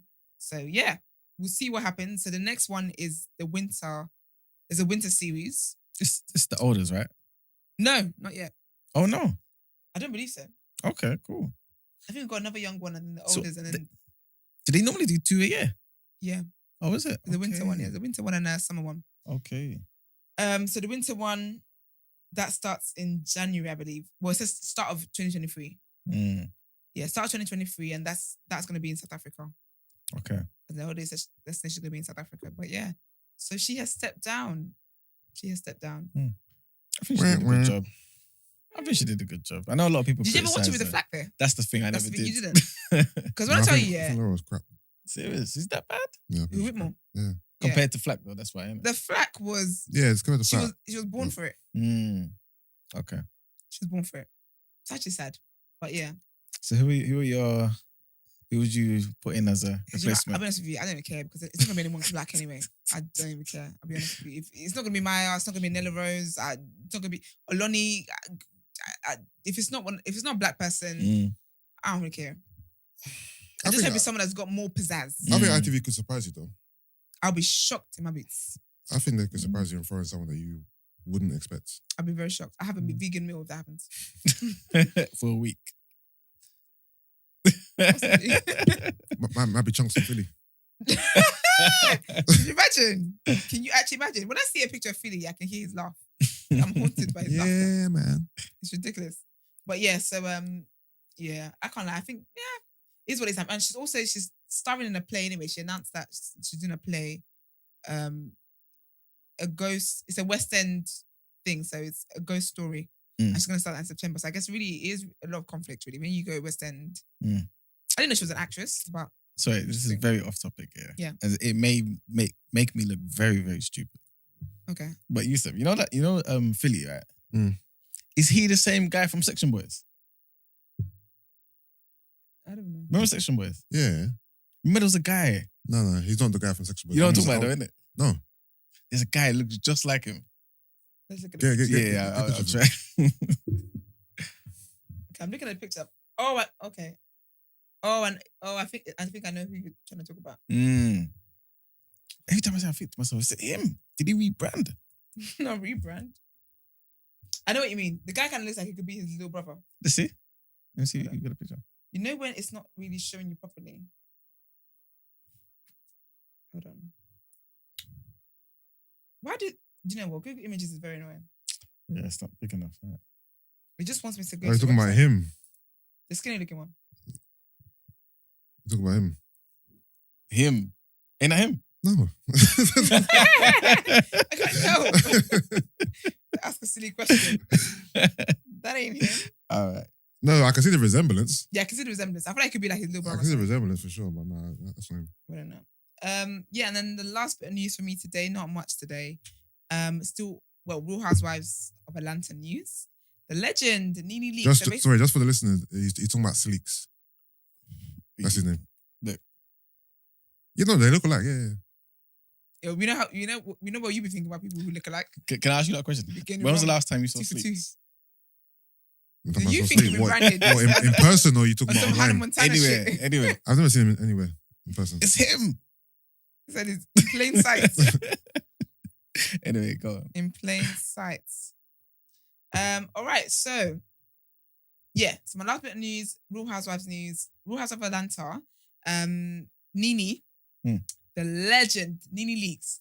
So basically, she took Bravo, Andy Cohen, NBC, Universal, everybody that's linked to Real Housewives in any kind of way, whether you're the boss's boss, everybody basically. She took them, she filed a lawsuit against them in April of this year. And it was about, what's it called? It was to do with discrimination. So she claimed that basically Kim Zolciak, she's a white woman, but she was also in like the early seasons of the show. She ended up leaving because she got her own spin-off and whatever. She and Nene used to be really, really close and then they fell out or whatever. But she's claimed that Kim was racist, allegedly racist, and that she made complaints about, Kim's racism, but she basically was the one who got punished for it. So she basically was the one who was blacklisted and didn't really get opportunities, whatever, because they blacklisted her. And also then they didn't do anything to Kim, no disciplinary, no nothing. And Kim ended up going on to have her own spin-off show, basically. Yeah, she had a show for years actually. But yeah, so that was basically her complaint and whatever. But then they found that in the contract, so she went to court, but in the contract, as in her contract, I guess contract for cast members, you can't, I think that basically you have to try and settle things outside of courts first. But they've done that anyway. It's such out of court. So basically she's then withdrawn she's dismissed her lawsuit against them. But she's dismissed it. It's a thing where she can bring back up again if she chooses to in the future. But she probably won't, just because if it's out of court now and she's obviously had a settlement and they probably paid her and stuff like that, It's all good and it's all great. But yeah, I mean, Nene's a legend. She was on there from the very first season. I think she's the longest housewife on the franchise. She's left now anyway, but I remember because then the 14th season, and I believe she did 12 seasons, I would say she did, I think. Serious? So she only left for like 10 or 2 seasons 11. ago? Yeah, because she left in season 10. Then she came back kind of a little bit in season 12 or 11. And then she became a full-time housewife again and she left finally again. But yeah, Nene is my favorite housewife of all time. She's a bloody legend. Yeah, it's just a shame. I feel like I haven't watched the show since she left. I'm being honest. Because my favorite one, she left, Phaedra left, and Portia left. Even though Portia, I just think she left because she was a coward. She stole someone's husband, but whatever. She really did. Like that day on the internet was wild. You sure she stole her husband? Yes. Okay. What season did I just watch the asking. Basketball Wives, man? Oh yes, I you know, remember Basketball Wives. With Malaysia, Jackie Shawnee Christie, O'Neal, Drea. Drea. And who's the one that used to be friends with Angela Yee? Tall, Jennifer Sutton. Oh, with Jennifer. Not Jennifer. And White. her and what's that? Evelyn. Evelyn were quite close. Yeah, they're close. Yeah, and then they fell out. Yeah. Yeah, Evelyn was a firecracker, man. I remember when Evelyn just come back and said she rebranded, but very quickly. She was buff though. Evelyn's buff. Yeah. She's buff. But I mean, she tried to come back and say she rebranded after the whole Ocho Cinco thing. Yeah. And then people weren't really believing her, but then she quickly showed her ass anyway. And it had some Nigerian babe, OG, yeah. She was proper Nigerian Igbo girl, like very Nigerian. And then one time she and Evelyn were arguing and she was like, Ocho Cinco wanted me though. Funny is, whenever I say Ocho Cinco, I always say that. I literally said it just this weekend. What's Evelyn doing now, man? Like, Ocho Cinco wanted me though. She ended up with Carl Crawford. Who's Carl Crawford again? He's a football player, innit? And they had a son together, and then she came back on a show, but I think they broke up as well. I think she's out here being, and her daughter, I thought was buff. Beautiful girl. Evelyn looking as good as ever, man. Evelyn stays looking good. She's got good genes. Even Drea is just absolutely stunning. Drea was amazing. Jackie Christie is the funniest character. Jackie Christie's funny. She was absolutely hilarious. She said, yeah, so her husband is Doug Christie, right? And she was like, how when he has to go on the road, yeah. So basically, if he goes on a trip and he comes back, she feels his balls to see if it's empty. What? That's how she knows if he cheated on her. This is ridiculous. She feels his balls to see if it's heavy or if it's like what the situation is. Let me She's check crazy. Evelyn's She's age. Jackie was something else. But Malaysia's my favorite. I love Malaysia. Malaysia Pargo. Evelyn's 46. Damn, she looks good for Yeah. 46, man. She looks really good. They all look good. Even Malaysia. It was Malaysia's birthday the other day. They all look really, really good, man. But yeah. Yeah, so that's really it for me today. Know that news, and let's get into the People's Journal.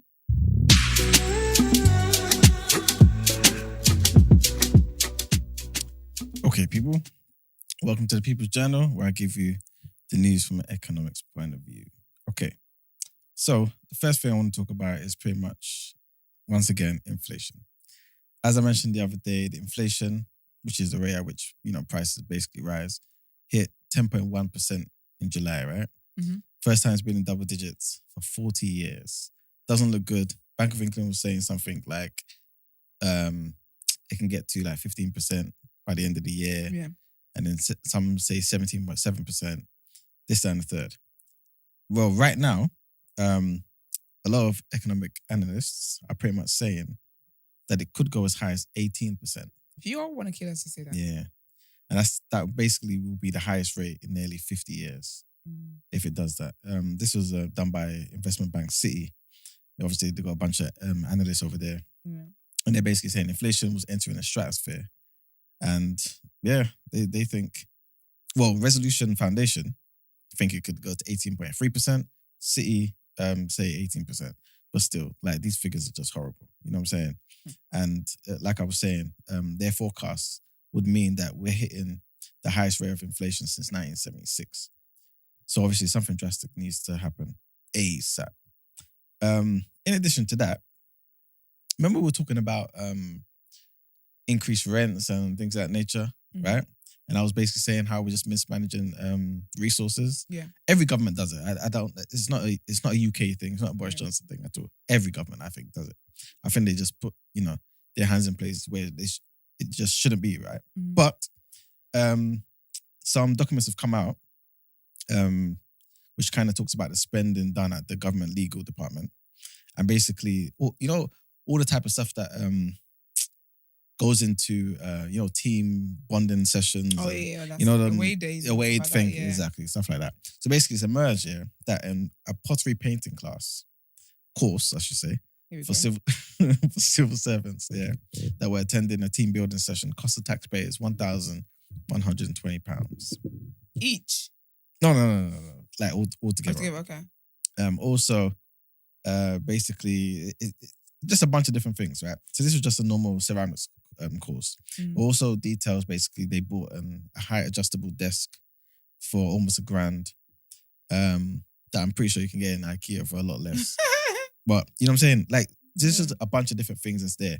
Granted, there's businesses that sell it for this price, so it's not like they're just paying £500 really and putting £400 in that person's pocket. But it just shows that, I guess, when the governments are involved and stuff, there's not as much due diligence when it comes to looking for deals and looking for stuff that individuals would do if it was their own money. You know what I'm saying? So a lot of money gets wasted. And granted, to be fair to them, there were 35 people that did attend that course. So that would mean that it was like £32 a head. Okay, yeah. It's not the biggest amount in the It's like a world. group one. But if you went a group one, I think it would be cheaper though. Yeah. You know what I'm saying? They can save money in places, but they choose not to. There you go. Because nobody's really going to do it. It's nobody's money. You know what I'm saying? Mm. Well, their own personal money. Also, this is kind of like a short notice thing, but like literally just happened, breaking news kind of thing. Oh. It's not the biggest thing in the world, but it just happened. And basically, stuff has been happening at Gatwick where loads of flights have been cancelled. Obviously, people are going to hear this in the evening, so if they're on the way to the air, because when we're live, when you guys join the community, this is true. and we start doing the lives, you'll be as shocked as we are in the moment. This is true. And if they're on the way to the airport, they can check and make sure they're not wasting Exactly. We would have told you. time. You would have listened to us in the car. We would have said to you, stop the car because your flight's cancelled. Exactly. That's what TV is about. So basically, about 26 EasyJet flights in and out of Gatwick have been cancelled. And they're basically blaming it on same old stuff, staff sickness. I really pray I never get a flight cancelled because do you know how much prep goes into a holiday? Yeah, no, that's devastating. Hair did, lashes laid, eyebrows threaded, nails done. It's the worst thing, man. Suitcase in hand. I can't imagine it. Having They to tell me I go can't back go. home and then come back tomorrow. No, but even some of them, they don't tell them to come back tomorrow. Because do you come back tomorrow? Because people that isn't like a triple effect. Sometimes, but sometimes they got flights for the next day and stuff like that. Yeah. And your holiday's messed up because the hotel The hotel you over booked, there, yeah. your transfer, all that kind of stuff. What happens to that? It's Do they done. give you money for that? But yeah, if it's not your fault, then apparently you can. Yeah, but it's You one can of those claim ones it. where they tell you when you come back, it's 40 days and 40 nights to give you the refund Yeah, exactly. or compensation. Yeah, man, it's sad. Ridiculous. So yeah, I mean, Gatwick recently just said that reported its half year results, and it said that they're pretty much working and operating, business as usual and all that type of stuff. Is it? Yeah, exactly. But thousands of people have been hit by flight cancellations and airport delays, and as we mentioned in the last headline about British Airways, they just keep struggling from staff shortages. So I don't know if they're hiring. Maybe they're not hiring at the moment. I I'm don't gonna know. have a look, see the hiring. Yeah, Price is right. exactly. Are you gonna go out there? From you guys while I'm on air. Oh. Can you imagine? It's crazy, man. And the very last thing is basically a regular energy industry exercise, which is aimed at preparing the UK for the possibility of a gas supply emergency, has been scaled up despite the government downplaying the threat of shortages this winter. So obviously, it seems as though, the government's always going to tell you, don't worry, guys, we've got things under control, this, that, and the third. But the reality is, behind the scenes, they are actually preparing because they're not too sure themselves. You know what I'm saying? So again, you don't only have to worry about the rise in price, you have to worry about the fact you may not get nothing. You know what I'm saying? God What does that forbid. mean? That's crazy. God forbid. But yeah. Yeah, exactly. So basically what they're saying is the annual drill will see potential scenarios, which includes rationing electricity, over 4 days rather than the usual 2. So pretty much what they normally do is they kind of practice how we can, survive and do what we need to do if we didn't have it for 2 days. But now they're practicing essentially for 4 days in case it gets that bad. You know what I'm saying? So yeah, it's basically obviously linked to the seriousness of the energy challenges that they kind of see happening this winter. Hopefully, again, none of this stuff happens, but yeah, something to think about. This is the ghetto. We may all need to buy generators. In it? You may actually need to. Yeah, man. But yes, that's the end of the People's Journal for today, guys. All right, let's get into asking for a friend.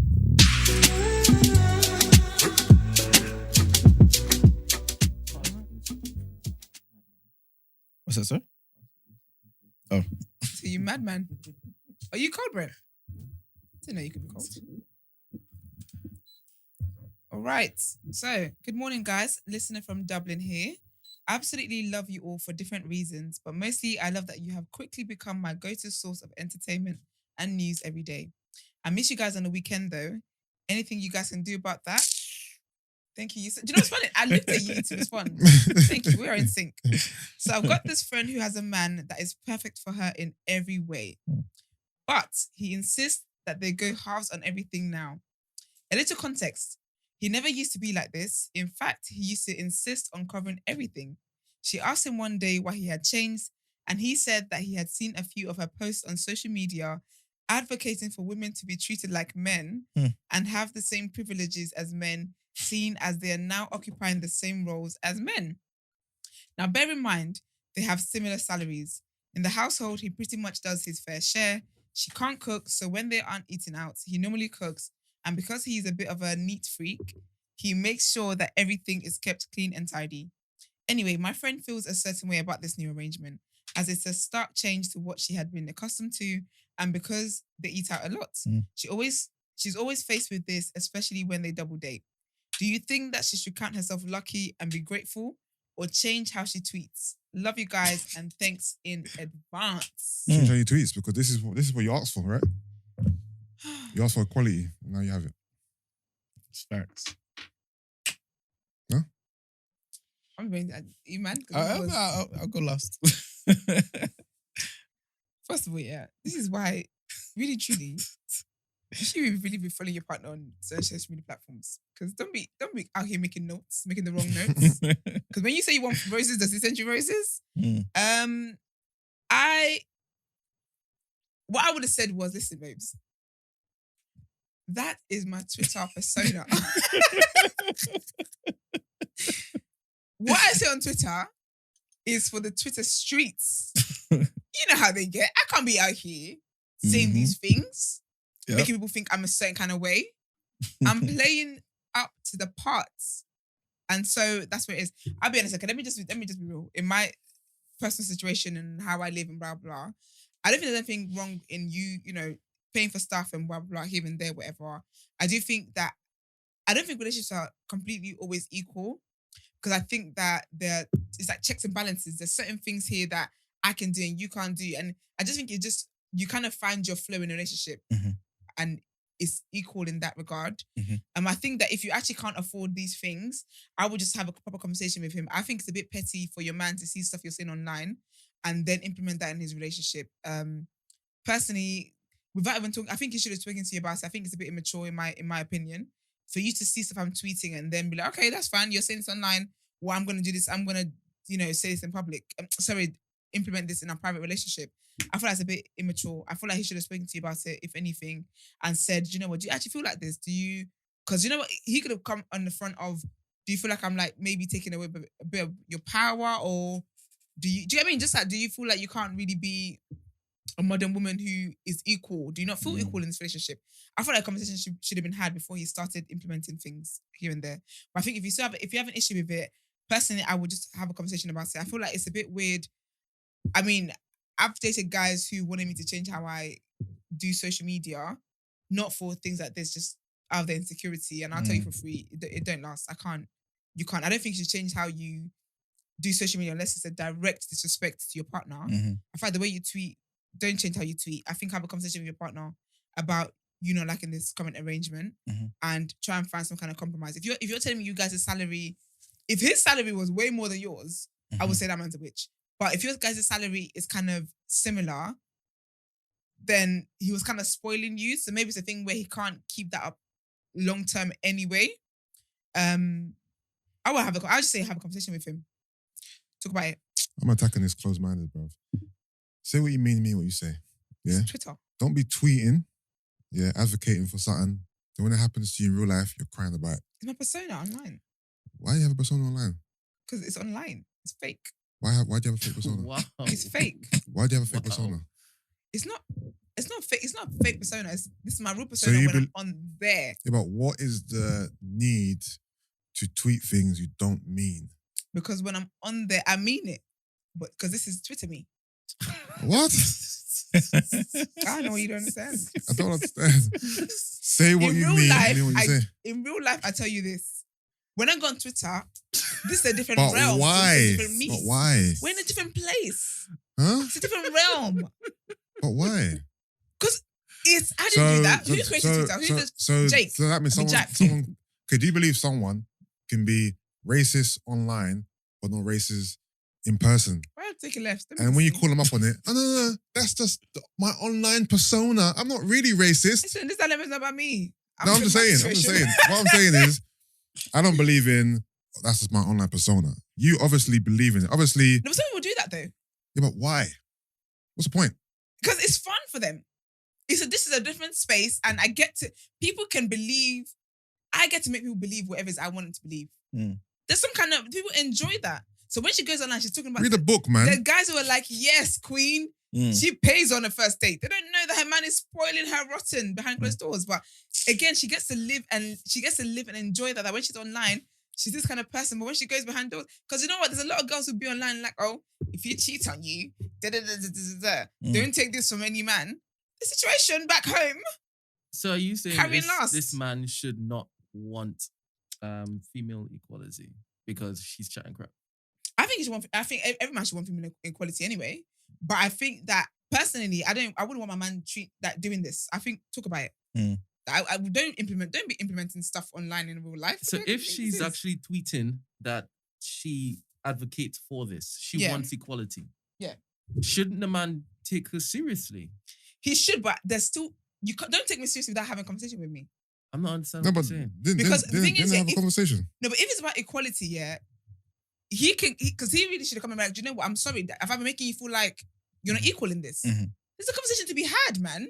It's like me coming on TD, I say something, and then my man's using it as receipts, and then when I get home now, it doesn't make me dinner because I came on here and said I like to cook the best. You see, this kind of how I see it, right? Using the same example. If she went on Twitter, Instagram rather, because we like Instagram nowadays. Why are you going to take it to Instagram? Because I like Instagram. It's Twitter. All right, Twitter. No, go on Instagram. All right, so Instagram, she's doing reels of her cooking. Yeah. Right? She can't cook. She said she can't cook. It's him. Thank you very much. It's him cooking. Yeah. So she is doing reels of her cooking. And she says, ladies, make sure you cook for your man. Make him feel special. Yeah. Because this is what we should do. Yes, we want equality, but we know we love our men and we should cook for them. Yeah. Right? And if you don't cook for him, you shouldn't necessarily complain if he complains about other things. Yeah. Let's say that's her message online. Okay. And he sees that. Yeah. You think he won't be annoyed? First of all, yeah. He has to be annoyed. First of all, he's going to get props from his friends because they'll be like, oh, your girl's really taking care of you. She's really cooking up a He ain't going to get props because he's going to be annoyed when the props come to him. He'll be like, my friend, I cooked that. Yeah, but exactly though. What does he do? He says, my friend, I cooked that. He doesn't just stop cooking. No. He does. And says, do you know what? But that, to me, again, that's petty. Have conversations. Let me but how do you know they didn't have a conversation? Let me understand this, please, before you guys continue. Yeah. From what you read, and I have to read this again because I might be misunderstood. This man, he cooks. Yep. This man He cleans. Yeah. This man also used to pay for every single meal. Yeah. So when he comes online and he sees you saying, we want equality, he's like, wait a minute, but you're not even doing anything. Yeah. let me now show you what that world looks like that you're asking for. Facts. And now you're saying that he's being petty? Is me as in me? Yes, you. Right, The everyone girl's relax. right. The girl said, should she change? Yeah, stop tweeting bollocks. Yeah, Tweeting but the to be fair, bollocks. Your And- life is sweet. Throw this persona out Your the life window. is sweet. Exactly. But you know, I'm reading this now, and actually, I used to be right. She did ask him why it was that he changed, blah blah. Yeah. But listen, I'll be honest with you. I'm going off this situation. This case in point. This is TDA Esther, because the real Esther knows what she has. You think my man is in all these things? I'm gonna be tweeting like that? Absolutely not. I probably would. To be fair, if I'm gonna be tweeting like that, if I know that that's my online persona, I would have taken the necessary actions to ensure that he never comes across said tweets. I think 5 steps ahead like that. Do you get me? But I'm trying to help my good sis with her situation here. Yo, you're not. That's you're not help. aliens, man. That's not help. What doesn't help? I'm they taking her help- to have a conversation. I said to her, Man. have the conversation. Sorry, excuse me, Brent. What's mad? I said to her, have the conversation with him and tell him you're not happy about this arrangement. To me, I think what she needs to do expeditiously is learn how to cook. If she wants to tweet like that, right, and do these other things. No, it's not about that. It's about for her. It's about paying them. It's the money she's paying. Yeah, I know. But the thing is, if she don't like that, right, the more she cooks, the less they Yeah. go out. You know what I'm saying? You don't like that you're paying half. We spend £400 on food, for example, every month. Yeah. You're paying £200. You don't like it. Cook. You stay in the house and you only spend £50. She wants to dress up and go out. I don't know, man. I just think that. And what's this woman bringing to the table anyway, man? This is cheaper for her to just stop tweeting. Like, even prior to this going house, what was she doing? He was You don't cooking, know. he was cleaning. we don't know the relationship. Oh, what's she doing? Giving him sex? No. You know what I'm saying? No. Relationships is beyond cooking and cleaning that he was doing and paying for stuff. There's other things in relationship. We don't know how we don't know what she does outside of that. I'm not even talking about sex. Like what? I don't know. There's many things that make up a relationship. So we don't know what she's contributing. Well, we're or going whatever. off what she told us. Maybe the job he has, that's even able to pay for things. Maybe she helped him get the job. We don't know. We don't know what we don't know. Either way, But she's not working the job for him. I'm not going to say that she's not bringing anything to the table because he cooks and cleans. Okay? It doesn't mean she's not bringing nothing She to ain't the table. cooking, she ain't cleaning, she ain't paying. Her box is probably trash too. Wow. Yeah, I said it. I said it. Wow. I wish we were live. That should Wow. I wouldn't go that far. Right, that came from literally, man. Yeah, I wouldn't say I wouldn't question what it is that she brings to the table just because I think that I'm eating stone, I'm heavy. relationship.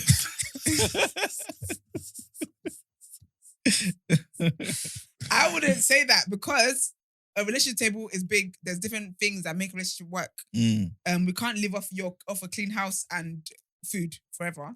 But I will say, I think she's talking about it and explain your tweets. If it is that this is if she's tweeting what she really believes, then obviously that would have an impact on your relationship because then your relationship that doesn't reflect what you actually believe. And then I guess then he's kind of taking the right steps. So But based on I this think information, this says I'll that have he a was a conversation. perfect guy. Brent, you're really trying to shut me up. It Carry says on. he was a Yeah, perfect perfect guy. Yeah. This girl she's shooting herself in the foot. Yeah. She had it sweet. That's sweet, Yeah. man. Mhm. Fucked up. So what is your advice? Because you wanted to interrupt what I was saying. Stop I never finished my- tweeting. Yeah, stop tweeting things you don't believe. It's as Exactly. simple as that. If you don't Mhm. believe it, don't tweet it. Forget your online persona. And even go back to him and apologize. Say, babe, I didn't mean it. I'm gonna delete the tweets. 100%. Because it looks as though he wants to basically go back to the sweetness.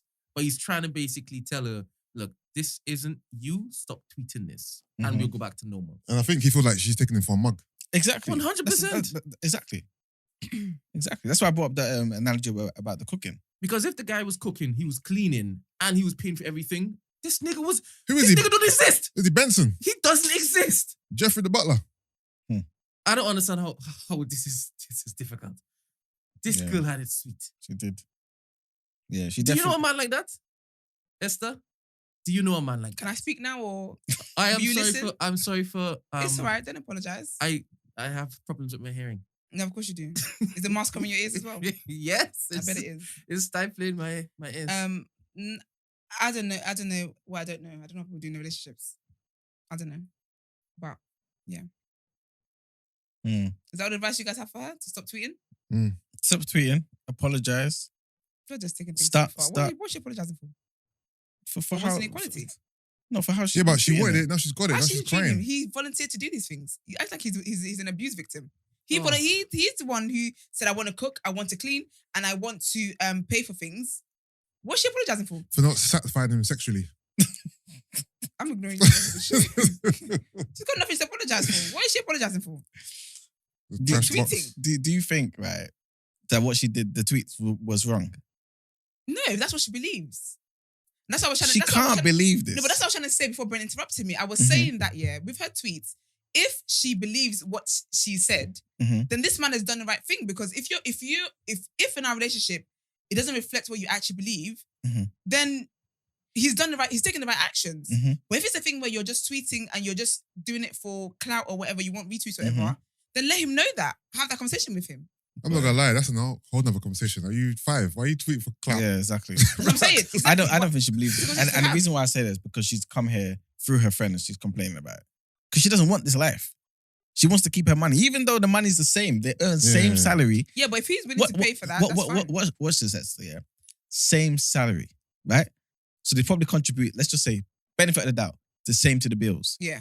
But based on the type of guy this is, he probably pays more towards the bills. Yeah, he does. On top of that, there you go. On top of that, he's using his free time to cook and clean.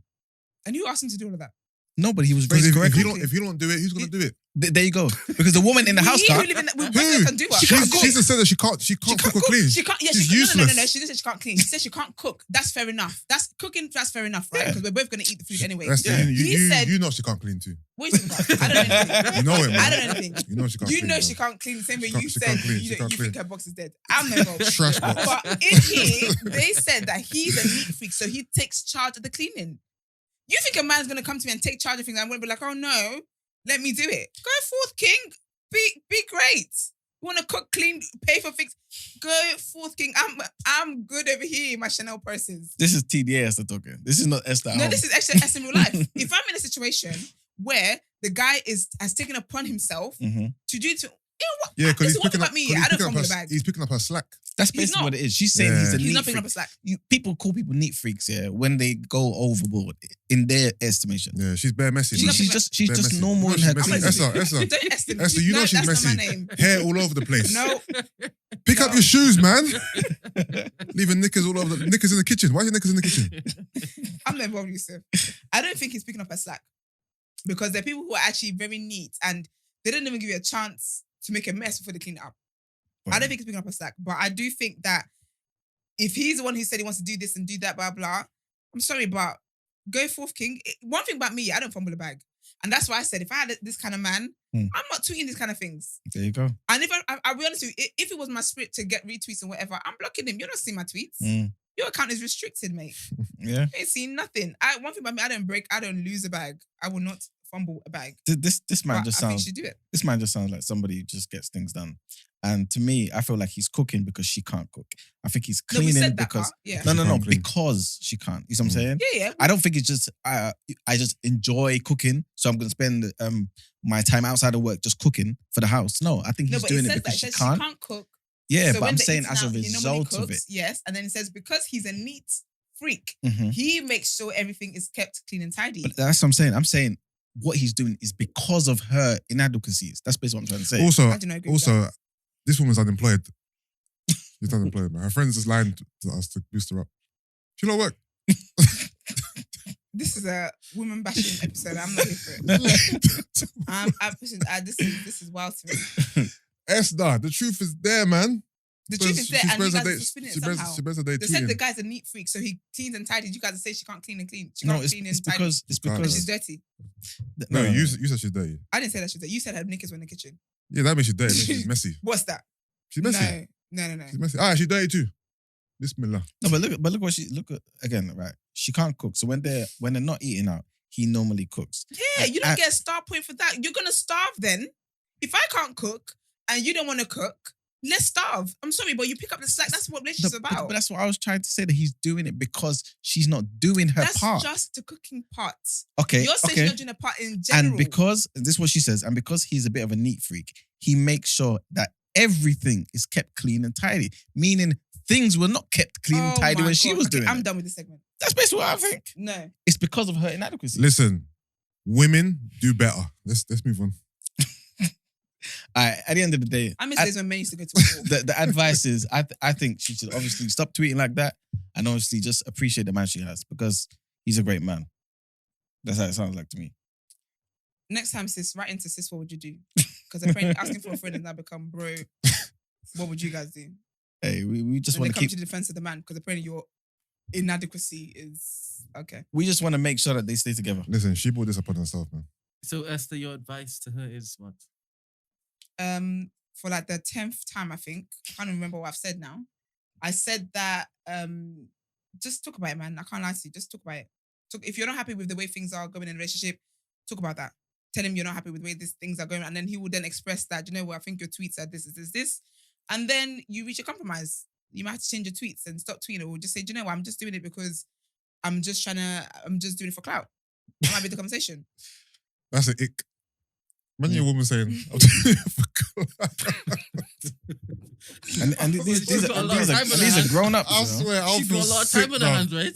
Yeah, I'm but doing it for Exactly. there's a lot of things guys do online that is for clout that they're not Ah. necessary. But that's a story for another day. But that's my advice to her, is to have a conversation with him and let him know, because there's no point you being upset and doing these things and living in a relationship. Mhm. Let him know you're not happy with the way your relationship is now, and then you guys will talk about the tweets and whatever. And if it's something that you're able to stop doing, then you stop doing and you go back to your original arrangement. Simple. I don't think he's he's picking up her slack or because she's inadequate. I don't believe all that deepness. I don't think that depth is not really making sense to me personally, but I just think it's easy. It's an easy conversation to have. I agree with you. They definitely need to have the conversation. But I think in the conversation and before she gets to the conversation and also leaving the If you say conversation. apologize. No. I just want her to assess the fact that this man earns the same as her. He cooks because you're not going to cook. And he cleans because you're not going to clean. So broach the subject with him, talk about the tweets, but also leave the conversation expecting that you're going to be paying half because that's fair anyway. But if he was doing all of these things before, Mhm. the only reason why this man has changed everything is because of the tweets. He was happy to cook, he was happy to clean, he was happy to pay half, even though they were on the same salary. Mhm. So the whole thing is the tweets. So if he just says to her, I don't think she should broach the conversation expecting now to pay half. Mhm. If all she has to do is withdraw her tweets, and that's it. But Simple. He's he's back to kind of doing saying what you're he's doing. not living what you're preaching. Yeah, but he believes that she means these tweets, though. It's not as Yeah, that's just fair. And then deleted. she just said, I don't mean I'll stop tweeting like that. And then we go back to the original setting. I don't believe you, though. I believe you're saying it because now you want to You keep the want to money. save your money? Doesn't matter. Are you going to pay the money then? No. That's my thing, my situation. No. Not you, Yusuf. You shouldn't do anything. I'm talking about him. If he says to me, yeah, I only believe that, blah, blah. Okay, I've said I'm gonna stop tweeting like that. Mhm. Where do we go from here? Are we going back to our old arrangement? You shouldn't go back to our marriage. I'm not saying what should and shouldn't happen. And I'm also, saying, I'm how- asking him, Is are we pay, going to go back? is pain, are you going to die by paying half? Sometimes you could. No, man. Just pay half, man. You could. Same, You can avoid same that salary. You know? Yeah, pay half. You ain't going to die. Matter Listen. of fact, you're doing the man you love a favor by saving me some money. How about that? There you go. I'm not. You do me you do me a favor and let me save some money. No, but I've been doing that for the past God knows how long. You guys And are missing- cooking. But you And guys, are, cleaning. you guys are missing the biggest part here. Tell us, what? sister. He was fine with this. Until He's been he fine with knew this. what your thoughts really were. Exactly. So if she then says, you know what, I apologize. I'm not. And also, blah, blah, blah, in blah, this and he's fine, dilemma, let's go back to that. She didn't say, she didn't actually mean what she said. She didn't say that. That's fair enough. So, But if they go back to what they're going back to, that's fine. I don't think this is like, because I feel like the way you guys say it's like as if like she's taking advantage. I'm not taking advantage if the person wants to be taken advantage of. It's not taking advantage. If you're offering me your services, that's not me taking advantage. You've offered it to me. You've offered to clean, cook, pay half, and whatever else he does in the house. But this, I'm see not what- taking See advantage what you of just that. said there, Esther. This is the reason why I took the stance that he's doing it because she's not doing it. Because the reality is, if she was cooking, he wouldn't have to be cooking as much as he is. You see And what I'm that's, saying? you know what? Fair enough. Then he should write in next. He doesn't need to because He now should. he's saving a bit He more should, money. because then that means that he's been doing all these things for however long they've been together. Yeah. And the whole time he's upset that he's doing these things. He's not But upset. He's just not taking no complaining. stance. He's a man. He's just taking responsibility. He's And just that's like, fine. So why is this her problem? because she's the one who wrote it in because she wants to she wants to save No, her I'm not money. talking about that. I'm talking about the fact that you guys are making it seem like she's taking advantage. She's not. He's happy to do these things. All right. You guys are taking responsibility for someone else's headache. No, He's happy to do not these at things. all. I think the issue is that her friend was saying that she doesn't seem to be grateful for what she had. Yeah. First of all, your friend wants to sleep with your man. Get that out there as well. Mind your business. Don't look at my household and whether my man feels appreciated. That's not your business to do.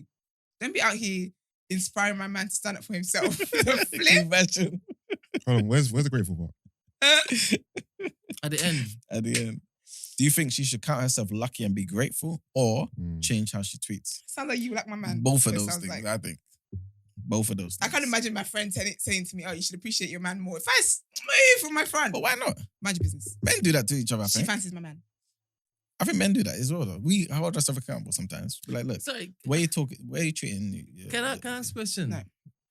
Like, in my head, like, these partnerships are supposed to be loving relationships, and you're supposed to be Yeah. looking to do everything to basically lift your man up and make sure that he has every single resource needed to basically Absolutely. for both of you to succeed. Yes. So why is it a song as though it's like a war? What's mm. This relationship? Well, No, even no. how you're basically, like in your relationship, because you're saying, you're speaking from how you would basically move in this particular situation, right? I didn't say that. I'm giving her advice. Yeah, from your perspective, right? I can either confirm or deny. I don't know where your sentence is going, so I'm not going to admit anything at this point. All right, I never mind. Because I'm not pushing for but that's the thing, and this is why I feel like you guys are still missing my point. You said a relationship to be what? Loving, provide, and blah, blah, blah, blah. That goes two ways, right? The same way she should be providing for, she should want to take care of a man, whatever, is obviously how he's been doing that. But if this man is, because in this situation, we don't know that, the only thing we know he's upset about was her tweets. We don't know that he's been upset about having to be the one cooking and cleaning and contributing whatever. So this is the point I'm trying to make, is that you're making it sound as if it's a off-balance relationship. This works for them. They're fine with this. It just doesn't, it wouldn't work for you guys in whatever relationship you guys are in. But in their relationship, which is what the case study we have today, it works for them. So I'm not talking about what I would do in my situation, but I'm not here for that. I'm talking according to what is on the paper, the document in front of me. And that relationship that you described, Brent, it looks as if, the tweets aside, this was it. He would have felt loved. He would have felt taken care of. He would have felt appreciated. All that kind of stuff. That's it. So I'm not preaching a thing of war. I'm not preaching a relationship that's difficult. Maybe you guys just get my back up most days. But this relationship sounds like it made sense to them. It works for them. Everyone's relationship is different. And I think that's why he basically, when he stumbled onto her tweets, he was confused. Because he's there thinking, wait, you have everything handed to you. Yeah. And it's all fine, but yet you're tweeting as though you're living a different life. Like, he's wondering, but you're not even living what you're preaching. So let's make it so that you are living what you're preaching. And now you had a problem with it. So he's wondering, get off Twitter. He's telling her, get off Twitter because you had it good. I'm not talking about the cooking and the cleaning because he might enjoy all of that. And he might be fine with basically, well, he was definitely fine with looking to worship his wife because he was doing everything. He's fine with that. So when he stumbled on this now, he's like, what the hell? Girl, if you don't get off Twitter and come and let me lavish you, that's a problem. And that's how I see it. Yeah, and that's... Because I don't think he had a problem with the cooking, the cleaning, or even paying for everything. Because he was doing that. No, but that's how I see it too. You guys just haven't heard that. Did you guys hear me when I said that?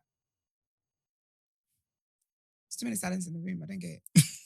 Huh? When you said I don't get it, do you remind me? Esther. I'm done. Hello. I'm done. S. Can we get the next headline, please? Shade Queen. Can we get the next headline before I actually leave this room? I'm done.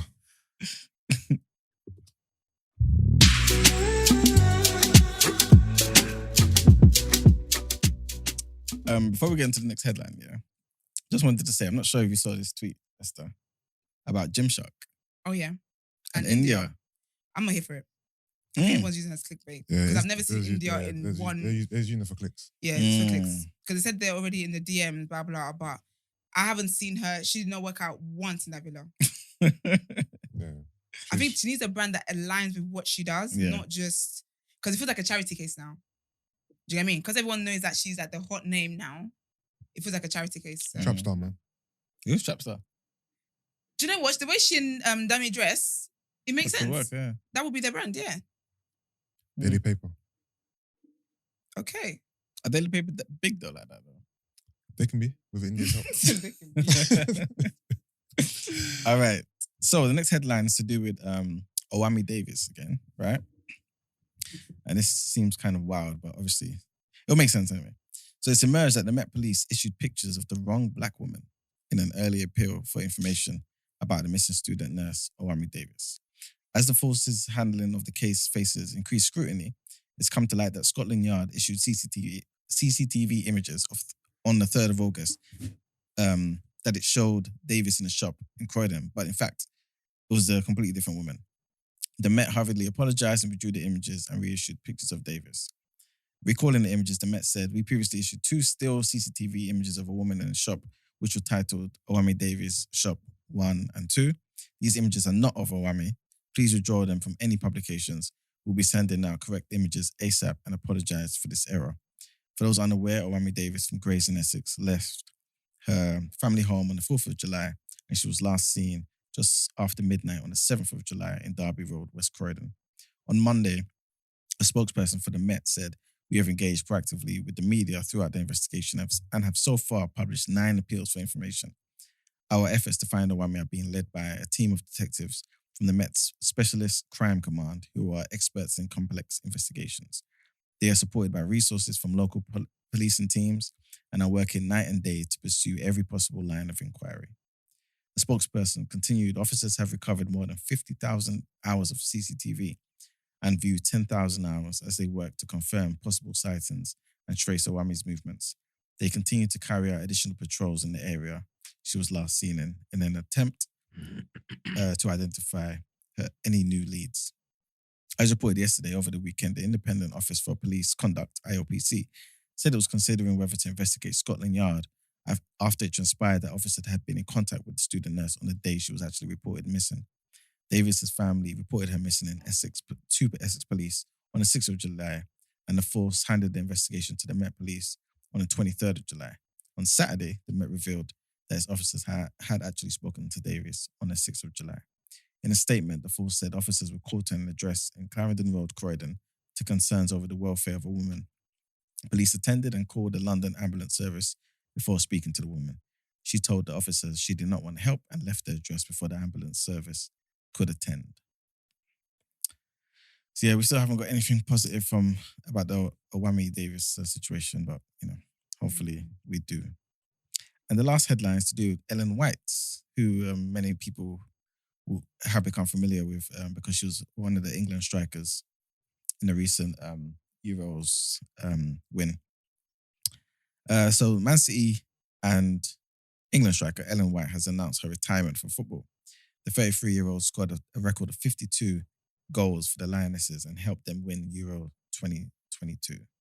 White started her career at Chelsea in 2005 and also played for Leeds, Arsenal, Notts County and Birmingham before joining City in 2019. She made her international debut against Austria in March of 2010 and went on to make 113 England appearances. White, a 3 times England Women's Player of the Year, led the line as the Lionesses beat Germany in the dramatic Euro 2022 final at Wembley last month to win their first major women's tournament. She retires 1 short of equaling Wayne Rooney's record of 53 goals for England. In a statement, she said, "This has been one of the hardest decisions of my life, but one that I know is the right decision for me. This decision has always been one I have wanted to make on my terms, and this is my time to say goodbye to football and watch the next generation shine. It has been my greatest honour and privilege to play this game. Playing for England has and always will be the greatest gift. My dreams came true on the 31st of July, winning the Euros and becoming a European champion." And that's the end of the headlines. Big up Ellen White for her contribution, man. Straight. Big up. She brought it home. 100%. Men couldn't. It's facts. Facts. Yeah. Which was playing against. I get it. Anyway, that's the end of the headlines. All right, let's get into the outro.